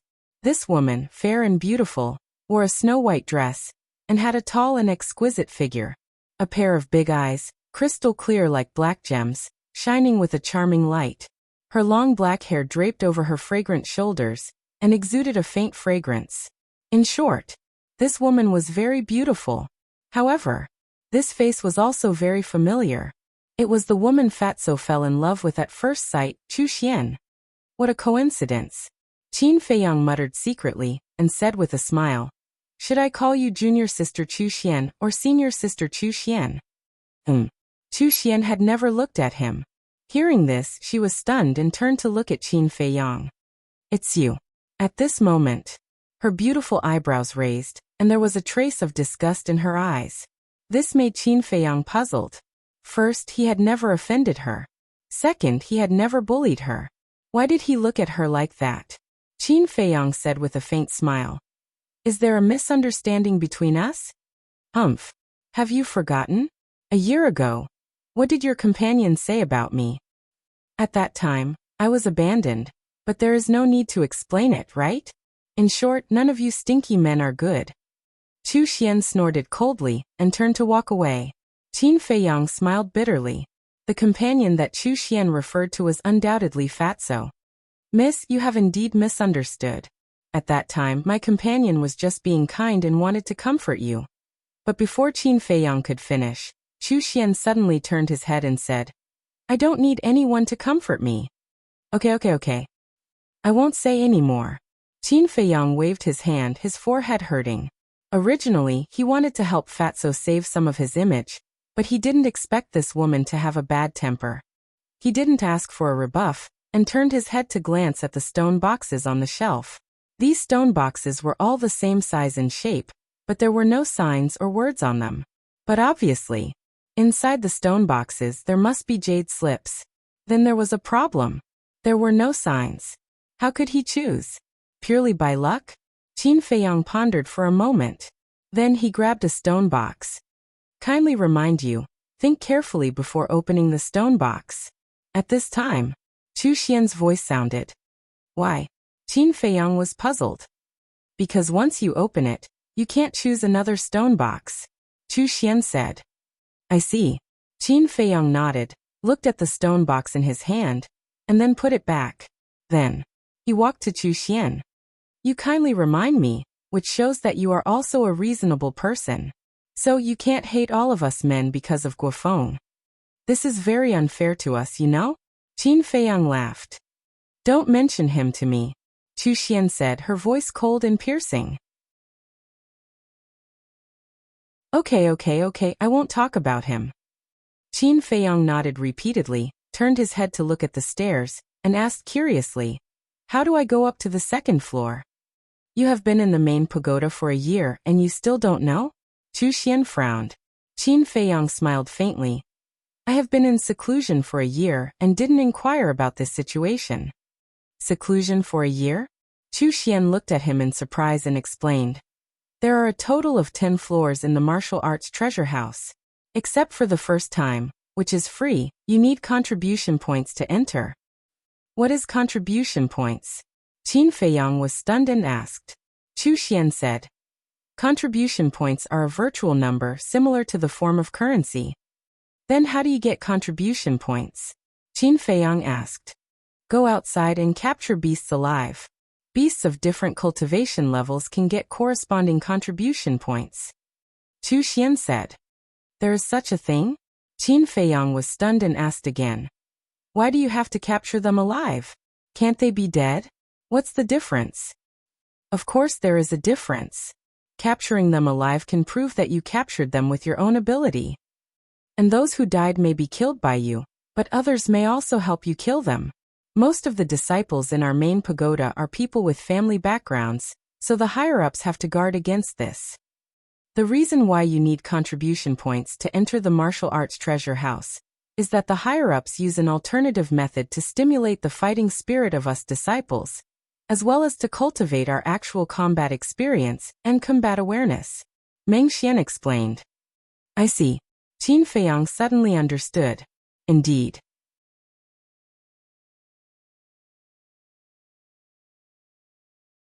Chapter 885. Because without actual combat experience, there is no chance of winning against people of the same level. In fact, even someone with a lower cultivation base than you could possibly kill you. On this point, the head pagoda was very thoughtful. Qin Feiyang asked, is it true that the higher you go, the better the battle art? It's not that the better the battle art, but the higher the chance of getting a perfect battle art. However, even if you go to the 10th floor, the chance of getting a perfect battle art is estimated to be 1 in 10,000. Chu Xian said. 1 in 10,000? Qin Feiyang was dumbfounded. The chances of that happening were extremely slim. Although many of our head pagoda disciples have perfect battle arts, their perfect battle arts are basically passed down from their own tribes. It can be said that people who can get a perfect battle art in this martial arts treasure house are very rare. Just like me, over the years, I have entered the martial arts treasure house, if not 100 times, at least 90 times, but the best battle art I got was only a superior auxiliary battle art. Chu Xian sighed. Then have you been to the upper floors? Qin Feiyang asked. I have been to the second floor. As for the 3rd and 10th floor, the contribution points required are too much, so I have never been there. Chu Xian shook her head. Qin Feiyang smiled. Then in the future, if you don't mind, let's go hunting together. Just you? Chu Xian looked him up and down and shook her head after a while. Forget it, I'm afraid you will drag me down. I'll drag you down? Qin Feiyang's expression stiffened. He originally thought that since Fatso liked this woman, he would help her, but he didn't expect to be ridiculed. Chu Xian didn't say anything more, turned around and walked around before finally choosing a stone box. Qin Feiyang went up and looked at it curiously. But when the stone box was opened, Chu Xian, who was standing in front of him, disappeared without a sign. And Qin Feiyang was shocked and quickly looked around. But in such a big first floor, Chu Xian's figure was nowhere to be found. Where did she go? Qin Feiyang was surprised and also grabbed a stone box and tried to open it. Immediately, he sensed a mysterious power enveloping him. Then his vision blurred, and he appeared in a small square. Qin Feiyang hurriedly looked up and saw an ancient pagoda in front of him. Below the ancient pagoda, an old man sat cross-legged. It was Elder Wang. Chu Xian was there as well.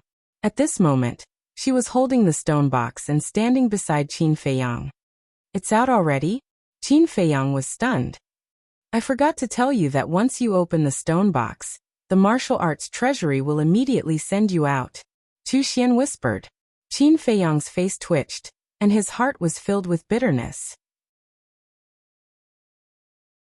Previously, he had thought that something bad might have happened to Chu Xian, so he casually took a stone box.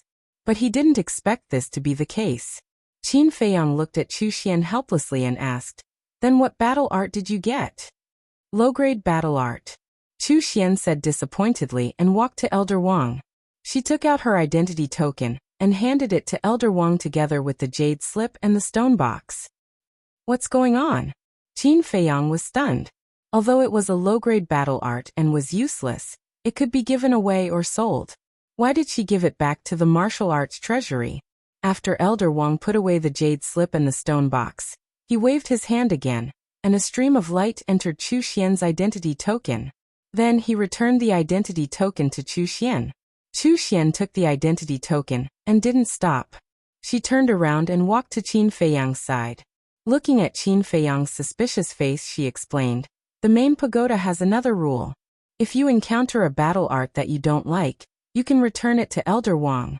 In this case, Elder Wang will return 1/10 of the contribution points. For example, I used 100 contribution points to enter the first floor. If I return the jade slip to Elder Wang, I will return 10 contribution points." I see. Qin Feiyang nodded in realization. This kind of rule was quite humane. At least he wouldn't lose money. "Good luck," Chu Xian said coldly. She then turned into a beam of light and flew towards the warrior mountain range. This woman is cold on the outside but warm on the inside. Qin Feiyang looked at Chu Xian's back with a faint smile on his face. Although they had been together for less than an hour, he knew a little about Chu Xian's character. She wasn't as bad as he first thought. Then, he retracted his gaze and opened the stone box. He saw a gray jade slip lying inside. It looked like an ordinary stone without any brilliance. Before looking at it, Qin Feiyang began to feel disappointed. Because generally, high-grade battle arts would have a bright color in the jade slip. However, he couldn't not look at it. He took out the gray jade slip and immersed his mind into it. A stream of information flowed into his mind. Battle art name, soul tampering skill. Level, no grade. What's with no grade? Qin Feiyang was confused. As everyone knew, whether it was martial arts or battle arts, they were divided into 4 grades. Upper, middle, lower and perfect. But he had never heard of a gradeless skill before. With a stomach full of doubts, he continued to read. In the end, he found that he couldn't understand the soul tampering skill at all. Overall, it felt like a complete paragraph had been erased so that people would not know what was written. It was the first time he encountered such a situation. He took the jade slip and walked to Elder Wang. He cupped his hands and said, "I have doubts in my heart. Elder Wang, please answer. Speak." Elder Wang spoke with his eyes closed. Qin Feiyang asked, "Is there a gradeless battle art in the world?" As soon as this question came out, Elder Wang's eyebrows twitched, but he didn't open his eyes. He said, "Did you get the soul tampering skill?" "How do you know, Elder Wang?" Qin Feiyang was surprised. Elder Wang said, "Because in the entire martial arts treasure house, only the soul tampering skill has no grade." "Then what level does this gradeless skill represent? What kind of battle art is the soul tampering skill?" Qin Feiyang was puzzled. A gradeless skill means that it's inferior to an inferior battle art. As for what battle art it is, you'll have to comprehend it yourself. Of course, a gradeless battle art is definitely not very strong. You have to know whether to keep it or not, Elder Wang said. Hearing this, Qin Feiyang's face was full of bitter smiles. His luck was too good. He actually got a battle art that was inferior to an inferior one? If this were to spread, he would be mocked by countless people. After pondering for a moment, Qin Feiyang asked, "If I return it to you, will I have to return the contribution points?" Then let me ask you, did you ask for contribution points when you went in? Elder Wang asked. No. Qin Feiyang shook his head. That's right. You'll have to use your contribution points to return the contribution points. Elder Wang said. Forget it then, I'll keep it. Qin Feiyang put away the gray jade slip and handed the stone box to Elder Wang. Then he sighed and got ready to leave. Get lost. But at this moment, an angry shout came from afar. Qin Feiyang looked over and saw two figures standing opposite each other in the void half a mile away. One of them was Chu Xian. The other person was a young man in purple. He was quite handsome, but very unfamiliar. The two of them seemed to be arguing about something. Qin Feiyang observed for a while. Seeing that the two of them had not stopped arguing, he turned into a stream of light and flew over. At the same time, Elder Wang opened his eyes and looked at Qin Feiyang's back. Two rays of light burst out of his eyes. Then, he took out the image crystal and poured his battle chi into it. Soon, a middle-aged man's shadow appeared. It was the chief pagoda master. Another little guy has obtained the soul refining technique, Elder Wang said, but he did not get up, nor did he bow to the chief pagoda master. The chief pagoda master was stunned and hurriedly asked, Who? Elder Wang said, It's the young man who has a good relationship with Lu Xingfeng. His name is a bit strange, called Ancestor Mu. Did he take it? The chief pagoda master asked. Yes. Elder Wang nodded. The chief pagoda master pondered for a moment and sighed. I only hope that he won't be like those people in the past and not know how to cherish it. Not necessarily. After so many years, there have been many people who have obtained the soul refining technique. Among them, there is no lack of talented geniuses, but none of them have been able to comprehend the true meaning of the soul refining technique. In short, it's best not to have too much hope. Elder Wang said. That's true. The chief pagoda master nodded and smiled. But we still have to pay attention.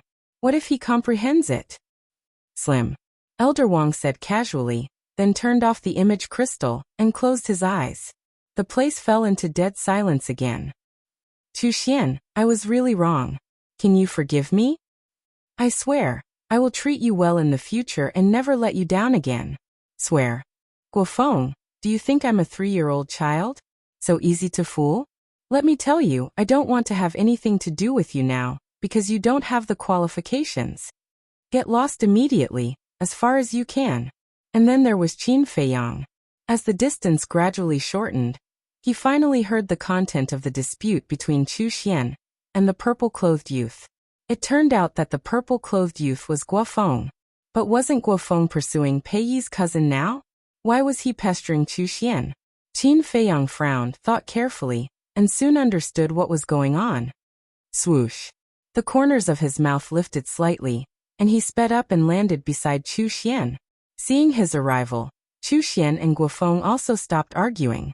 Chu Xian looked at Qin Feiyang, raised her beautiful eyebrows, and did not say anything. However, Guofeng's face darkened and he said, I know who you are, and I also know that you are related to Divine Emissary Lu, but you'd better stay out of our business. Sorry. This person has nothing wrong with him, except for one bad habit. I can't stand seeing others bully women, especially such a beautiful woman. Qin Feiyang grinned. So you're here to find trouble? Guofeng said, his eyes flashing with a shocking cold light. Find trouble? There's no need for that. I'm just curious. Haven't you already abandoned Chu Xian to pursue Pei Yu? Why are you now back to beg for Chu Xian's forgiveness? Qin Feiyang chuckled. His face was also filled with ridicule. You're tuning in to the Li Mei's Wuxia Whispers YouTube channel. We're so grateful for your support, and don't forget to subscribe to join us on this incredible journey through captivating stories. Your generosity through donations truly makes a world of difference. as it's the primary source of revenue that allows me to expand and enhance this channel for you. Thank you from the bottom of my heart for being a part of this adventure.